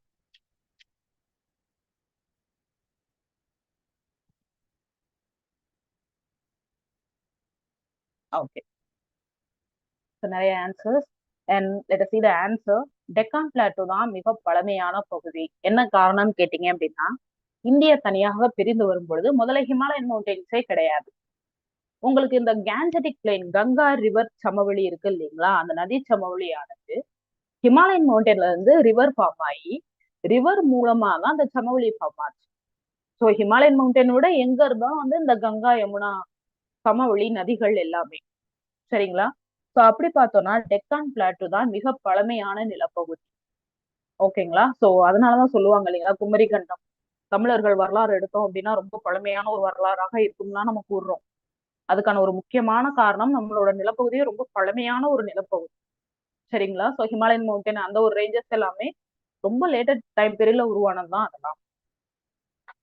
Okay, so coming to the next one. What are the east and western borders of plateau? சரிங்களா? ஸோ இந்த plateau பீடபூமியோட east west borders எதுவாக இருக்கும் அப்படின்னு கேட்கப்படுது. ஸோ இதுக்கு நீங்க 2 விதமான விடைகள் அளிக்கலாம்.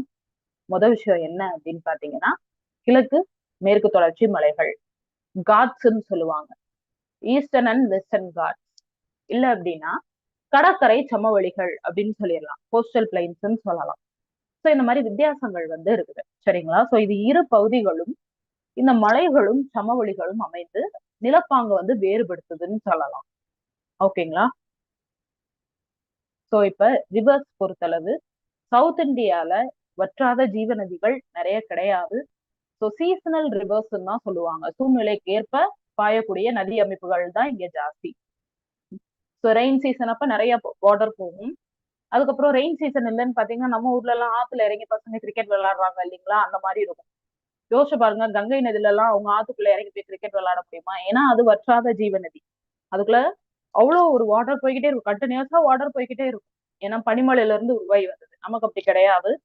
We depend on monsoon. மழை பெஞ்சாதான் நமக்கு ஆத்துல வந்து தண்ணி இருக்கும். சரிங்களா? சோ அதனால சீசனல் ரிவர்னு தான் சொல்றோம். நார்த் இந்தியால எவர் ஃப்ளோயிங் ரிவர்னு சொல்லுவாங்க, வற்றாத ஜீவ நதிகள் சொல்லுவாங்க. அதே மாதிரி இந்தியால அரேபியன் சீல கலக்கக்கூடிய நதிகள் 2 தான். அது நர்மதா, தாப்பி. சரிங்களா? நர்மதா தாப்பின்னு சொல்லப்பட்ட 2 நதிகள் தான் அங்க வந்து கலக்குது.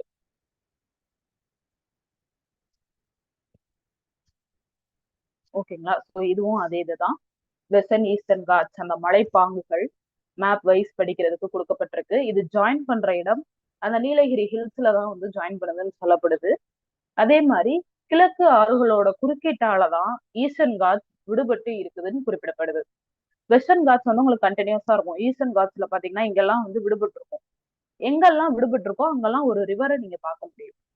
சோ ஆறுகளின் குறுக்கீடாலதான் வந்து இந்த மலைகள் பெயர்க்கப்பட்டு ஒரு பாங்கு, ஒரு நில பகுதி வந்து உருவாக்கப்பட்டிருக்கு. சரிங்களா? சோ இது ஒரு முக்கியமான ரீசன். ஜியோகிராபிக்கலா கொஸ்டின்ஸ் கேட்கலாம். சரிங்களா? சோ இப்பதான் பார்த்தோம் அரேபியன் சீல கலக்கக்கூடிய ரிவர்ஸ் என்னென்ன அப்படின்னு பாத்தீங்கன்னா, உங்களுக்கு நர்மதா மற்றும் தபதி அப்படின்னு சொல்லப்பட்ட இந்த இரு நதிகளும் அரேபிய கடற்கரையோட கலக்குது.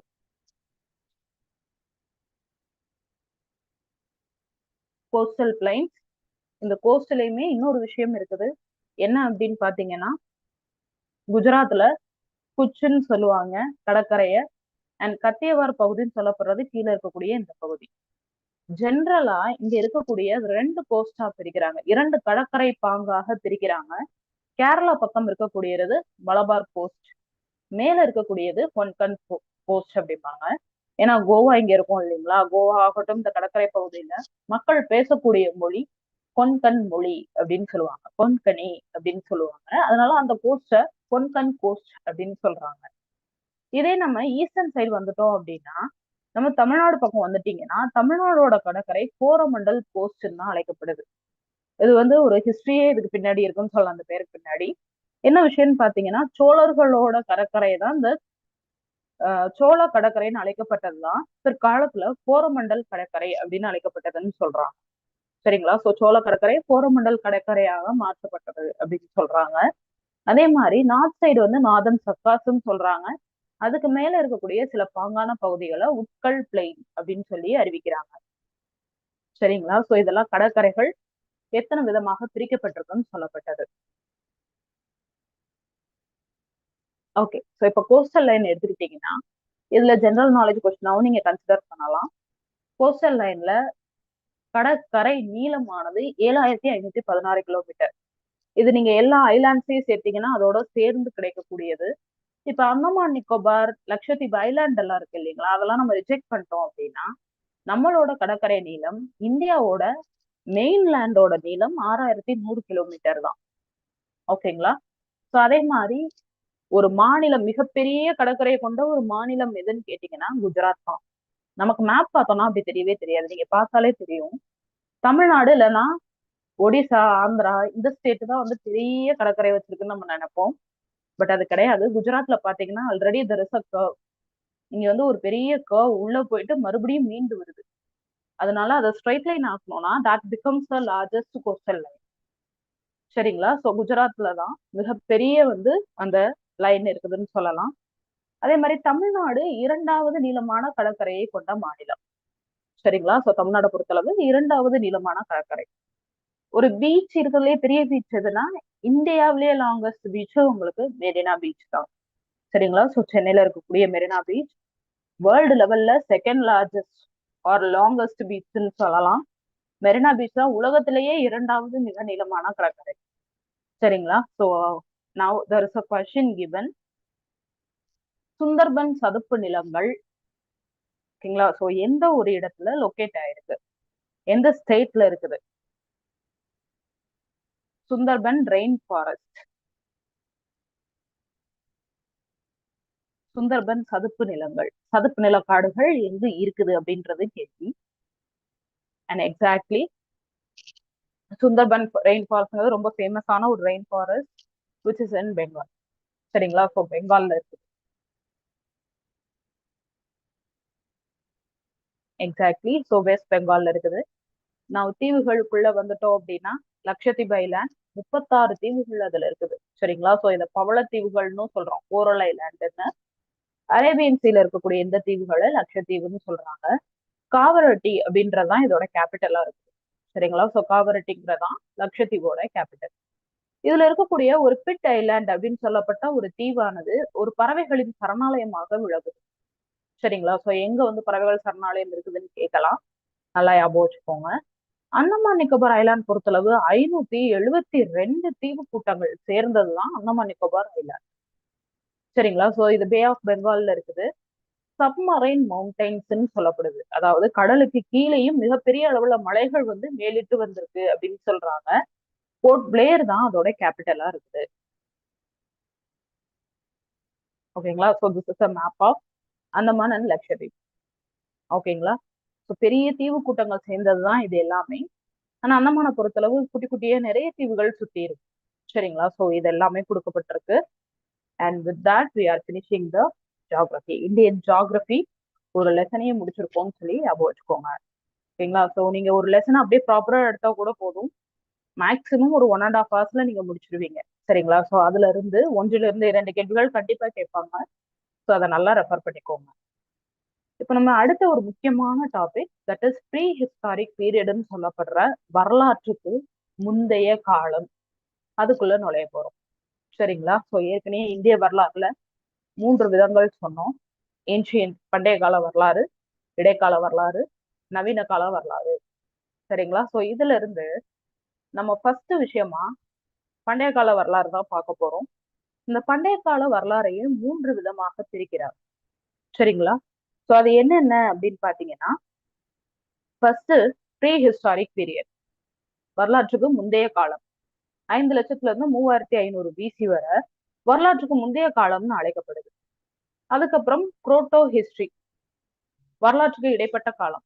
அதாவது இண்டஸ் வேலி சிவிலைசேஷன், சிந்து சமவெளி நாகரிகம் இருக்கு இல்லைங்களா, அதை வரலாற்றுக்கு இடைப்பட்ட காலம்னு குறிப்பிடுறாங்க. அதுக்கப்புறம் ஹிஸ்டாரிக் பீரியட், வரலாற்று காலம். இதை என்ன பேசிஸ்ல இப்படி 3 கேட்டகரியா நீங்க பிரிக்கிறீங்க அப்படின்னு பாத்தீங்கன்னா, த எவல்யூஷன் ஆஃப் ரைட்டிங் அப்படின்னு சொல்லலாம். நமக்கு எழுதப்பட்ட ஆதாரங்கள் கிடைத்த காலத்தை ஹிஸ்டாரிக்கல் பீரியட்னு சொல்றோம். ரிட்டன் ரெக்கார்ட்ஸ் நமக்கு இதுல மட்டும்தான் கிடைச்சிருக்கு. சரிங்களா? சோ அதை வச்சு பெயர்கள் முதற்கொண்டு நம்மளால படிக்க முடியும். இந்த மனிதர்கள் வாழ்ந்தார்கள், இந்த இடத்தோட பெயர் இதுதான், அந்த காலத்துல இப்படிதான் இருந்ததுன்னு படிக்கக்கூடிய விஷயங்கள் எல்லாமே வரலாற்று காலமாக கருதப்படுது. இதே இது நீங்க ப்ரீ ஹிஸ்டரி எடுத்துட்டீங்கன்னு வச்சுக்கோங்களேன், ஸ்டோன் ஏஜ் பீரியட். அவங்களுக்கு முதல் லாங்குவேஜே கிடையாது, வெறும் பெயிண்டிங்ஸ் மட்டும்தான் இருக்கும், மெட்டீரியல்ஸ் மட்டும்தான் இருக்கும். நமக்கு என்ன கிடைக்குதோ அதை வச்சு நம்ம அசியூம் பண்ணிக்கிட்டோம். நமக்கு கண்டிப்பா தெரியாது அவங்க என்ன பண்ணாங்க அப்படின்னு. நம்ம அசியூம் பண்றோம், ஓகே இதை வச்சு இதைதான் பண்ணிருக்கலாம் அப்படின்னு சொல்லிட்டு அசியூம் பண்றோம் இல்லைங்களா, அதான் prehistoric period. Most possible way of the conclusion. So இதுதான் நடந்திருக்கணும் கண்டிப்பா அப்படின்னு சொல்லி குறிப்பிடப்படுறதுதான் நம்ம எடுத்துக்கிறோம். அதுதான் ப்ரீ ஹிஸ்டாரிக் பீரியட். ஏன்னா ரிட்டன் ரெக்கார்ட்ஸ் கிடையாது, லாங்குவேஜ் கிடையாது, ரிட்டன் ரெக்கார்ட்ஸ் கிடையாது. அதனால அதை வரலாற்றுக்கு முந்தைய காலம் தான் சொல்றோம்.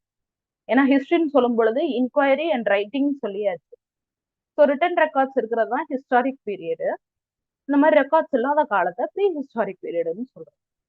சரி, அப்புறம் இதுக்கு இன்னொன்னு எக்ஸ்டெண்ட் ஆகுது அப்படின்னு பாத்தீங்கன்னா, வரலாற்றுக்கே இடைப்பட்ட காலம் ஏன் சொல்லப்படுதுன்னா, இதுல ரொம்ப ஒரு முக்கியமான விஷயம், வரலாற்றுக்கு முந்தைய இடைப்பட்ட காலம்ன்றது அவங்களுக்கு லாங்குவேஜ் இருந்துச்சு. சிந்து சமவெளியில ஒரு லாங்குவேஜ் இருந்துச்சு, மக்கள் ஏதோ ஒரு லாங்குவேஜ் யூஸ் பண்ணியிருக்காங்க. ஆனா நமக்கு அவங்க என்ன யூஸ் பண்ணாங்கன்னு கண்டிப்பான ஒரு விதத்துல தெரியல. அந்த லாங்குவேஜ் காணாம ஆயிடுச்சு, இட் வேனிஷ்டுன்னு சொல்றாங்க. அந்த மொழி முழுவதுமாக அழிந்து விட்டது, என்ன எழுதியிருக்காங்கன்றதே நமக்கு புரியல அப்படின்ற ஒரு காரணத்தினால அத வரலாற்று காலம்னு எடுத்துக்க முடியாது, வரலாற்றுக்கு முற்பட்ட காலம்னு எடுத்துக்க முடியாது. ஸோ வரலாற்றுக்கு இடைப்பட்ட காலம் அப்படின்னு சொல்லி சொல்லப்படுது. ஸோ அதனாலதான் அதை புரோட்டோ ஹிஸ்டரின்னு சொல்றோம். 3,500 to 1,500 இண்டஸ் வேலி சிவிலைசேஷன். 1500 ஆரம்பிச்சு தற்போதைய நாள் 2024 வரை இது எல்லாமே வரலாற்று காலம் தான். மொழிகள் இருக்கு, அந்த மொழிகள்ல எழுதப்பட்ட ஆதாரங்கள் இருக்குது. அந்த ஆதாரங்கள் மூலமா நம்ம என்ன நடந்ததுன்னு எக்ஸாக்டா தெரிஞ்சுக்கலாம். சரிங்களா? சோ அதுதான் முக்கியமானது. சோ எந்த காலத்துல இருந்து இது தொடங்குதுன்னு உங்களுக்கு ஏதாவது ஐடியா இருக்கா? Any guesses? 1500வது பிசியில என்ன ஒரு காலம் நடந்திருக்கும், என்ன கல்ச்சர் நடந்திருக்கும் அப்படின்றது ஐடியா இருக்கா? கண்டிப்பா நம்ம எல்லாருக்கும் தெரியும் இல்லைங்களா?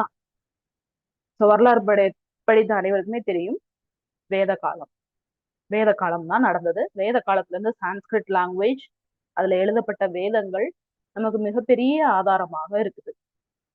ஓகேங்களா? ஓகே. ஸோ நான் entering into the stone age. ஸ்டோனேஜோட சில ஆதாரங்கள் ஃபுல்லா நம்ம பார்த்துடலாம். அதுக்கப்புறம் we will see several questions. So இப்பதான் ப்ராப்பர் ஹிஸ்டரிக்குள்ள போறோங்க. ரெடியா? ஸோ இந்தியன் ஜியாகிரபிங்கிறது நமக்கு ஒரு இன்ட்ரோடக்ஷன் மாதிரி, அவ்வளவுதான். ஸோ இப்போ ப்ராப்பர் ஹிஸ்டரிக்குள்ள போறோம். ப்ரீ ஹிஸ்டரி ஆஃப் இந்தியா, வரலாற்றுக்கு முற்பட்ட காலத்துல பலவிதமான காலங்களை நம்ம குறிப்பிடுறோம் மக்களோட வாழ்க்கை முறையை பொறுத்து. ஸோ ஃபர்ஸ்ட் ஒன் பாத்தீங்க அப்படின்னா கற்காலம் அப்படின்னு ஒரு வார்த்தையில நம்ம முடிச்சிடலாம். அந்த கற்காலத்திலேயே 4 விதங்கள் இருக்குது. பழங்கற்காலம், இடைக்கற்காலம், புதிய கற்காலம் அப்படின்னு சொல்லிட்டு.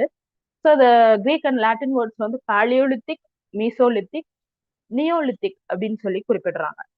அதோட வருடங்கள் கொடுக்கப்பட்டிருக்கு. இந்த வருடங்கள் கேள்விகள்ல கேட்டிருக்காங்க. ஸோ பாலியோலித்திக் பீரியட் எந்த பீரியட்ல இருந்து எந்த பீரியட் வர அப்படின்னு சொல்லிட்டு. இது பல புத்தகங்கள்ல ஒரு கன்ஃபியூஷன்ல கொடுக்கப்பட்டிருக்கலாம். உங்களுக்கு டிஎன் புக்ல என்ன கொடுத்துருக்காங்களோ அதுதான் உங்களுக்கு ஆன்சராக அமையும்.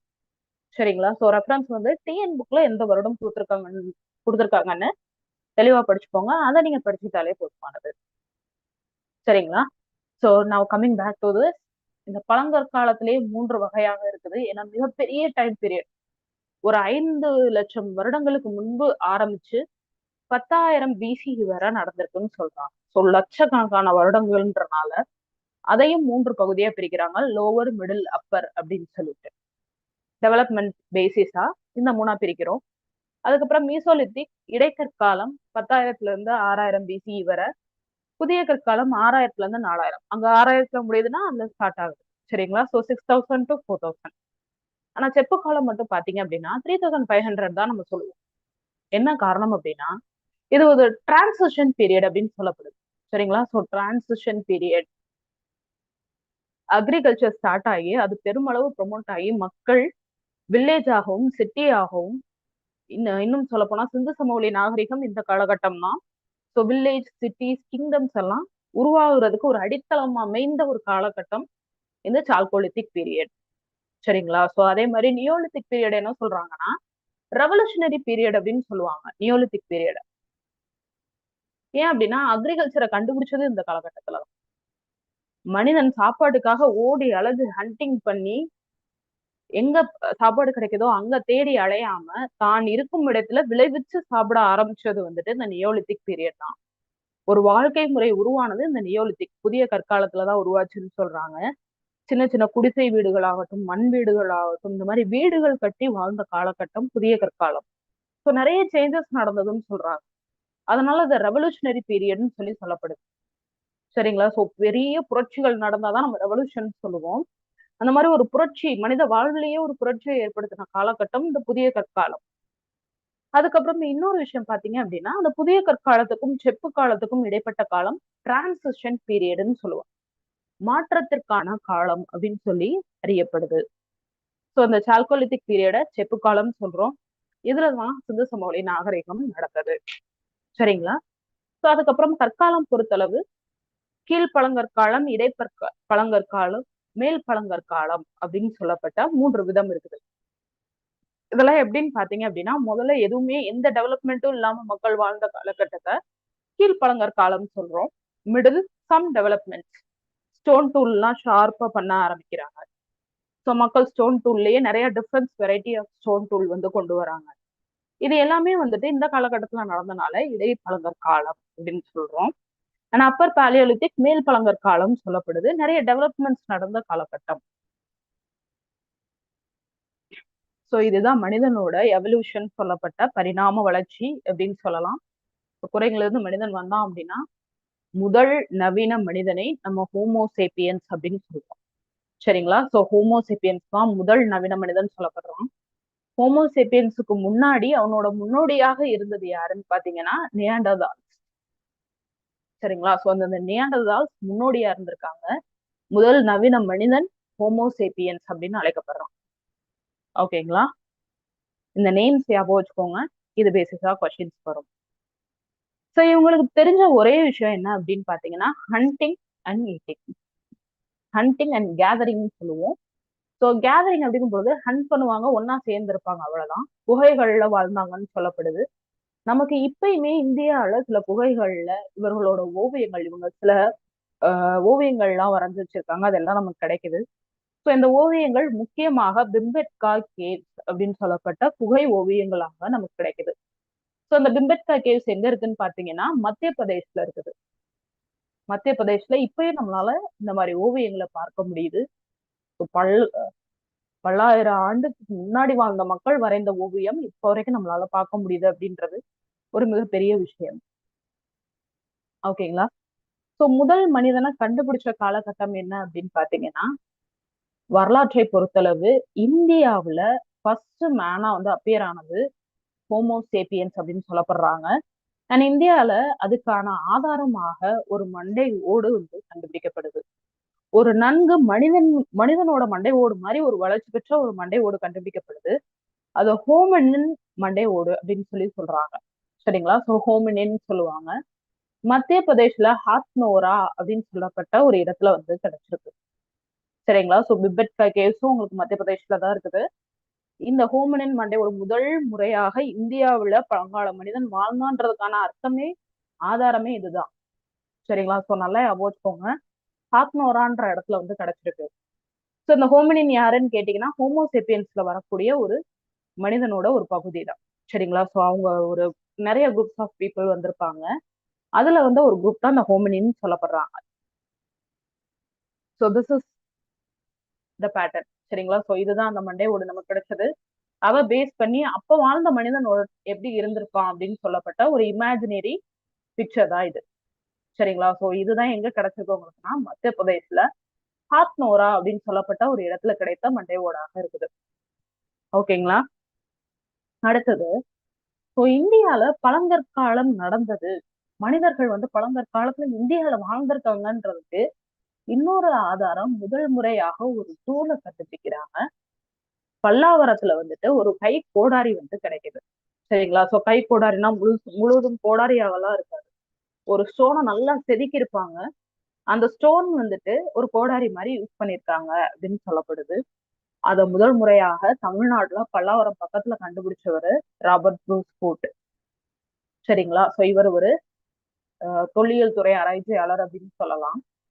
ஸோ இவர் தான் முதல் முறையா சொல்றாரு, நீங்க பாருங்க இந்த ஸ்டோன் எல்லாம் நார்மல் ஸ்டோன் கிடையாது, இந்தியால பழங்கற்கால மக்கள் வாழ்ந்திருக்காங்க, அந்த காலத்தை சேர்ந்த தூளாக தான் இது இருக்கணும் அப்படின்னு சொல்லி பழங்கற்கால ஆராய்ச்சிகள் தீவிரப்படுத்தப்பட்ட காலகட்டம் இது. ஸோ ஏன்ஷியன்ட் அந்த பழங்கற்காலத்தை சேர்ந்த நிறைய இடங்களை டிஸ்கவர் பண்ணது யாருன்னு பாத்தீங்கன்னா இந்த ப்ரூஸ் ஃபூட்ன்னு சொல்லப்பட்ட இந்த ஒரு ஆராய்ச்சியாளர் தான். முக்கியமாக தமிழ்நாடுலயும் ஆந்திராலையும் கர்நாடக பகுதிகளிலையும் மிகப்பெரிய அளவுல ஒரு ரிசர்ச்சை வந்து இவர் மேற்கொண்டிருப்பார். நிறைய குகை ஓவியங்கள் கண்டுபிடிக்கப்பட்டது. நிறைய இடங்கள்ல அதோட ஃபேக்டரின்னு சொல்லுவோம் இல்லைங்களா? ஸோ ஸ்டோன் மேக்கிங் ஃபேக்டரின்லாம் சொல்லுவாங்க, அந்த ஸ்டோன் உருவாக்கப்பட்ட இடங்கள் எல்லாத்தையும். ஸோ அந்த மாதிரி இடங்கள் கூட கண்டுபிடிக்கப்பட்டிருக்கு. ஸோ இந்தியால கண்டுபிடிக்கப்பட்ட முதல் டூல் பல்லாவரத்துலதான் கண்டுபிடிச்சிருக்காங்க. அது மூலமா தான் இந்த ஆராய்ச்சி தொடங்குது. கண்டுபிடிக்கப்பட்ட வருடம் 1863. சரிங்களா? அதே மாதிரிதான் பிம்பத்கா கேவ் ஷெல்டர்ஸ் மத்திய பிரதேஷ்ல வந்து நம்ம கிடைச்சிருக்கு. ஸோ இதுதான் அந்த ஹேண்ட் ஆக்ஸ் டூல் அப்படின்னு சொல்லுவாங்க. ஒரு கைப்பிடியில எதுவுமே இருக்காது பாத்தீங்களா? ஸோ இது வெறும் கல்லுதான். அதை செதுக்கி அதை ஒரு ஆக்ஸ் மாதிரி யூஸ் பண்ணியிருக்காங்க. சரிங்களா? ஸோ அதாவது மாமிசம் வேட்டையாடுறாங்க ஏதாவது, இல்ல மரத்துல ஏதாவது செதுக்குறாங்கன்னா அதுக்கு ஒரு ஆக்ஸ் மாதிரி யூஸ் பண்ணியிருக்காங்க அப்படின்னு சொல்லப்படுது. பிம்பத்கா குகை ஓவியங்கள். அதே மாதிரி நியோலித்திக் பீரியட்ல வீடுகள் கட்டி மக்கள் வாழ ஆரம்பிச்சாங்கன்னு சொல்லப்படுது. உங்களுக்கு பழைய கற்காலத்துல இந்த மாதிரி குகைகள்ல வாழ்ந்த மக்கள் கொஞ்சம் கொஞ்சமாக செட்டில் ஆகி வீடுகள் கட்டி வாழ ஆரம்பிக்கிறாங்க. இந்தியால முதல் முறையாக இந்த மாதிரி நியோலித்திக் ஹவுசஸ் எல்லாம் நமக்கு கிடைச்சிருக்கு.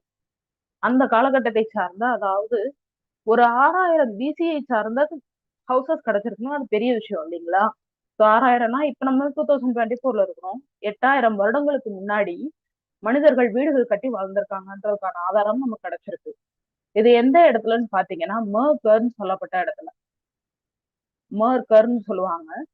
ஸோ இது எங்க இருக்குன்னா பாகிஸ்தான்ல இருக்கக்கூடிய பலுஜிஸ்தான் அப்படின்ற ஏரியால இருக்குது. சரிங்களா? ஸோ ஏர்லியர் இந்தியால இருந்தது, பட் பாகிஸ்தான் பிரியும் பொழுது அங்க அங்க வந்து அந்த நிலப்பகுதிக்குள்ள போயிடுச்சு. சரிங்களா? ஸோ மர்கர்ல நியோலித்திக் ஹவுசஸ் நமக்கு கிடைச்சிருக்கு. இந்த மாதிரி பழங்கற்களுக்கான முக்கியமான டிஸ்கவரிஸ் எல்லாம் கீழே கொடுக்கப்பட்டிருக்கு. நெருப்பு கோழியோட முட்டை ஓடுகள் ஆகட்டும், அனிமல்ஸ் எலபென்ட்ஸ் ஆகட்டும், எருமைகள், அந்த காலத்துல வாழ்ந்த விலங்குகளோட ஃபாசில்ஸ் வந்து நமக்கு பெரிய அளவுல வந்து கிடைச்சிருக்கு. அது மட்டும் இல்லாம இந்த மர்கன்ற இடத்துல ஹவுசஸும் கிடைச்சிருக்கு. ஸ்கொயர் ஷேப்லான ஹவுசஸ் கிடைச்சிருக்கு. பிளஸ் அதுல இன்னொன்னு என்ன சொல்றாங்க அப்படின்னா நிறைய ஹவுசஸ்ல தானியங்கள் நிறைய கிடைக்குது, தானியத்துக்கான சான்றுகள் கிடைக்குது. அதனால இவங்க கிரைனரிஸ் வந்து வச்சிருக்காங்கன்னு சொல்லப்படுது. சரிங்களா? சோ அக்ரிகல்ச்சர் பண்ணி தானியங்களை சேமிச்சு வச்சிருக்காங்கன்னு சொல்லப்படுது. இது நம்ம சிந்து சமவெளியில தான் படிப்போம் தானிய கிடங்குகள் எல்லாம். ஆனா புதிய கற்காலத்திலேயே தானிய கிடங்குகள் ஏற்படுத்தப்பட்டு மக்கள் வந்து அந்த தானியங்களை தங்களுக்காக சேர்த்து வைக்க ஆரம்பிச்சிட்டாங்க. சரிங்களா? சோ அந்த ஒரு பேட்டர்ன் புதிய கற்காலத்துல ஏற்பட ஆரம்பிச்சாச்சு. நான் பழைய கற்காலத்துல 2 வகையான கலாச்சாரங்களை குறிப்பிடுறாங்க. ஒண்ணு அச்சுலியன் கல்ச்சர். சரிங்களா? சோ ஃபர்ஸ்ட் ஒண்ணு அச்சுலியன் கல்ச்சர், ரெண்டாவது ஒண்ணு சோகனியன் கல்ச்சர். ஸோ இந்த அச்சுலியன் கல்ச்சர் வந்து பாத்தீங்கன்னா இப்போ ஒரு ஹேண்ட் ஆக்ஸ் பாத்தீங்க இல்லைங்களா, அது வந்து பெருமளவுல யூஸ் பண்ணப்பட்டிருக்கு. ஸோ அந்த மாதிரி மெட்டீரியல் நமக்கு நிறைய கிடைச்சிருக்கு அப்படின்னு சொல்றாங்க. இது வெஸ்டர்ன் காட்ஸ்ன்னு சொல்லப்பட்ட மேற்கு தொடர்ச்சி மலைகள் பகுதிகளில் அதிகமா கிடைக்குது, அதாவது சவுத் இந்தியால. அடுத்தது பெப்பிள் ஃபிளேக் கல்ச்சர். பெப்பிள் ஃபிளேக்குங்கும் பொழுது இது ஒரு டிஃப்ரெண்டான ஸ்டோன் டூல். சரிங்களா? ஸோ ஃபுல்லா ஷேப் பண்ணிடுவாங்க, ரொம்ப ஷார்ப்பா ஷேப் பண்ணுவாங்க. ஸோ அது வந்து எப்படி இருக்கும் அப்படின்னா, ஹேண்ட் ஆக்ஸ்ன்னு சொல்லப்பட்ட ஒரு தடினமான ஒரு அமைப்பா இல்லாம ரொம்ப வந்து பிளாட்டா ரொம்ப ஷார்ப்பான ஒரு இதா இருக்கும், ஒரு டூலா இருக்கும். ஸோ இது எங்க உருவாயிருக்கு, பெருமளவுல யூஸ் பண்ணியிருக்காங்க அப்படின்னா, சோஹன் ரிவர்னு சொல்லப்படுற பாகிஸ்தான் பகுதிகளில் இந்த மாதிரி டூல்ஸ் நமக்கு நிறைய கிடைச்சிருக்கு. அதனாலதான் இந்த சாப்பிங் டூல்ஸ்ன்னு சொல்றாங்க. சரிங்களா? ஸோ வெட்டும் கருவிகள் ரொம்ப ஷார்ப்பா இருக்கும். ஹேண்ட் ஆக்ஸ்ங்கிறது ரொம்ப தடிமனா இருக்கும், அது வந்து குத்துறதுக்கு உடைக்கிறதுக்கு மட்டும்தான் யூஸ் பண்ண முடியும், அதுதான் நிறைய யூஸ் பண்ணியிருக்காங்க. சாப்பிங் டூல்ஸ்னா ரொம்ப ஷார்ப்பா இருக்கும். சரிங்களா? ஸோ அதான் சோகனியன் கல்ச்சர் அப்படின்னு சொல்றாங்க. இந்த மாதிரி 2 விதமான கலாச்சாரங்கள் வந்து வாழ்ந்தது இந்தியாவில் வந்து பெரிய ஆதாரங்கள் நமக்கு கிடைச்சிருக்கு. சரிங்களா? ஸோ இது எல்லாமே first innovation, first discoveries made in இந்தியான்னு சொல்லலாம். முதல் மனித மண்டை ஓடு நமக்கு ஆத்மோரால கிடைச்சிருக்கு. முதல் ஹேண்ட் ஆக்ஸ் கிடைச்சது பல்லாவரத்துல ராபர்ட் ப்ரூஸ் ஃபூட் வந்து கண்டுபிடிச்சாரு. அண்ட் முதல் ஹவுசஸ், நியோலித்திக் ஹவுசஸ், புதிய கற்கால வீடுகள் கிடைத்தது மர்கர்ல கிடைச்சிருக்கு. இது எல்லாமே பழங்கற்காலத்தோட முதல் கண்டுபிடிப்புகள். சரிங்களா? ஸோ இது எல்லாமே டூல்ஸ்ன்னு சொல்லலாம். அந்த ஷார்ப்பான சாப்பர்ஸ் சொல்றோம் இல்லைங்களா, இதெல்லாம் ஹேண்ட் ஆக்ஸ். இது வந்து தடிமனாக இருக்கும், ரொம்ப ஷார்ப்பா இருக்காது, கூர்மையா இருக்கும். ஓகேங்களா? ஸோ முனை மட்டும் ரொம்ப கூர்மையா இருக்கும். ஆனா கிளீவர் சாப்பர் எல்லாம் பாத்தீங்கன்னா இந்த மாதிரி பிளாட்டா வைக்கும் பொழுது ரொம்ப ஷார்ப்பா இருக்கும். ஸோ சாப் பண்றதுக்கும் கட் பண்றதுக்கும் ரொம்ப ஈஸியா இருக்கும் அவங்களுக்கு. ஓகேங்களா? ஸோ இதெல்லாம் different type of tools, stone tools they use. நார்மலா ஒரு ஸ்டோன் அது அப்படியே இருக்கும், ஒன்னு ரெண்டா பிளவுபட்டிருக்கலாம், அவ்வளவுதான். முனையாக கூர்மையாக அது செதுக்கப்பட்டிருந்தால் அது மனுஷனால மட்டும்தான் பண்ணியிருக்க முடியும். ஸோ அதனால அந்த டூல்ஸ் எல்லாம் ரொம்ப ஒரு முக்கியமான ஆதாரமாக இருக்குது. அது மட்டும் இல்லாம ஸ்டோன்லயே டூல்ஸ் யூஸ் பண்ணனாலதான் இந்த கற்காலம் அப்படின்னு சொல்லி அழைக்கிறோம். ஸோ இந்த மாதிரி நிறைய கலாச்சாரங்கள் இருக்குது. எந்தெந்த இடத்துல எந்தெந்த கலாச்சாரம் நடந்ததுன்னு சொல்லி கொடுக்கப்பட்டிருக்கு. ஸ்டோன் கலாச்சாரம் பாகிஸ்தான்ல இருந்தது இப்பதான் பார்த்தோம். நெவாசின்னு சொல்லப்பட்ட இன்னொரு கலாச்சாரம் இருந்தது கோதாவரி நதிக்கரையில. அதே மாதிரி பாகூர் கல்ச்சர்ன்றது ராஜஸ்தான்ல நடந்தது. சரிங்களா? ஸோ மீசோலித்திக் காலத்துல நடந்ததுன்னு சொல்லப்படுது. கோல்டிவா கல்ச்சர்ன்னு சொல்லப்பட்டது அடிக்கடி கேள்விகள்ல வந்திருக்கு, உத்தரப்பிரதேஷ்ல நடந்தது. சரிங்களா? ஸோ உத்தரப்பிரதேஷ்ல நடந்தது புதிய கற்கால கலாச்சாரமாக அமையுது. ஸோ என்ன கலாச்சாரம்னு ஞாபகம் வச்சுக்கோங்க, கோல்டிவா கலாச்சாரம் புதிய கற்காலத்தை சேர்ந்த கலாச்சாரம். ஓகேங்களா? அதே மாதிரி அகர் பனாசுங்கிறது செப்பு கற்காலத்தை சேர்ந்தது. அகர் ரிவர் ராஜஸ்தான்ல இருந்த ஒரு கலாச்சாரம் இந்த அகர் கலாச்சாரம்னு அழைக்கப்படுது. சரிங்களா? ஸோ இது மேட்ச் ஃபாலோயிங்ஸ்ல எல்லாம் கேட்கலாம். அண்ட் அ ப்ராப்பர் மேப், வரலாற்றுக்கு முற்பட்ட காலத்துல எங்கெல்லாம் நமக்கு இந்த ஸ்டோன் டூல்ஸ் ஆகட்டும் ஆதாரங்கள் ஆகட்டும் எங்கெல்லாம் கிடைச்சிருக்குன்னு சொல்லி கொடுக்கப்பட்டிருக்கு. சரிங்களா? ஸோ இதுல முக்கோணமாக கொடுக்கப்பட்டதெல்லாம் பழங்கற்கால இடங்கள். ஓகேங்களா? ஸோ அதே மாதிரி megalithic sites and neolithic sites எல்லாமே இதுல கொடுக்கப்பட்டிருக்கு. A map for your reference. சரிங்களா? ஸோ இதுல மர்கர் பாத்தீங்கன்னா இந்த கடைசியில கொடுக்கப்பட்டிருக்கு. அதே மாதிரி பர்சாவும், பர்சாவும்லாம் பாத்தீங்க அப்படின்னா இது காஷ்மீர்ல இருக்கக்கூடிய ஒரு ஏரியா. ரொம்ப அதிகப்படியான மனிதர்களோட எலும்புக்கூடுகள் வந்து கிடைச்சிருக்குன்னு சொல்லப்படுது. அதாவது பரியல் டைப்ஸ் எல்லாம் அங்க கிடைச்சிருக்கு. மனிதர்களை ஈமச் சடங்குகள் செய்த இடமாக இந்த பர்சாவும் இருந்திருக்கு. அதுக்கான ஆதாரங்கள் நமக்கு கிடைச்சிருக்கு. சரிங்களா? சோ அந்த மாதிரி இந்த இடங்கள்லாம் ரொம்ப முக்கியமான இடங்கள். பிம்பட்கா கேவ் ரொம்ப முக்கியமான ஒரு ஆதாரம், ஓவிய ஆதாரம். அதே மாதிரிதான் ஆந்திரால இருக்கக்கூடிய குர்னூல் கேவ்ஸ்லயும் நமக்கு நிறைய ஆதாரங்கள் கிடைச்சிருக்கு. சரிங்களா? குகை ஓவியங்கள் கிடைச்சிருக்கு.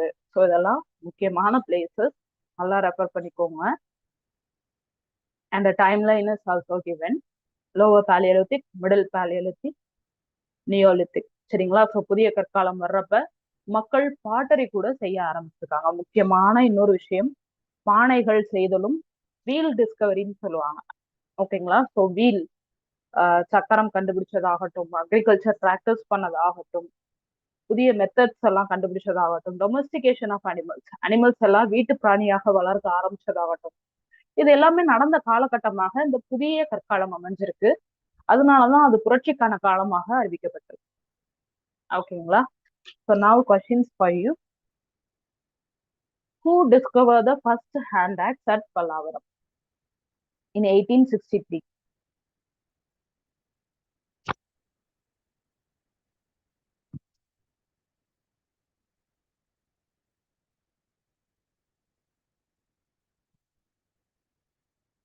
எக்ஸாக்ட்லிங்க. ஸோ சரியான விடை வந்து என்னன்னு பாத்தீங்க அப்படின்னா Robert ப்ரூஸ்பூட்.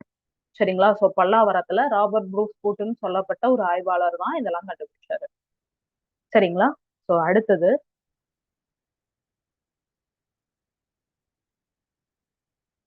when was the archaeological survey of India was established? இந்திய தொல்லியல் துறை எந்த வருடம் ஏற்படுத்தப்பட்டது?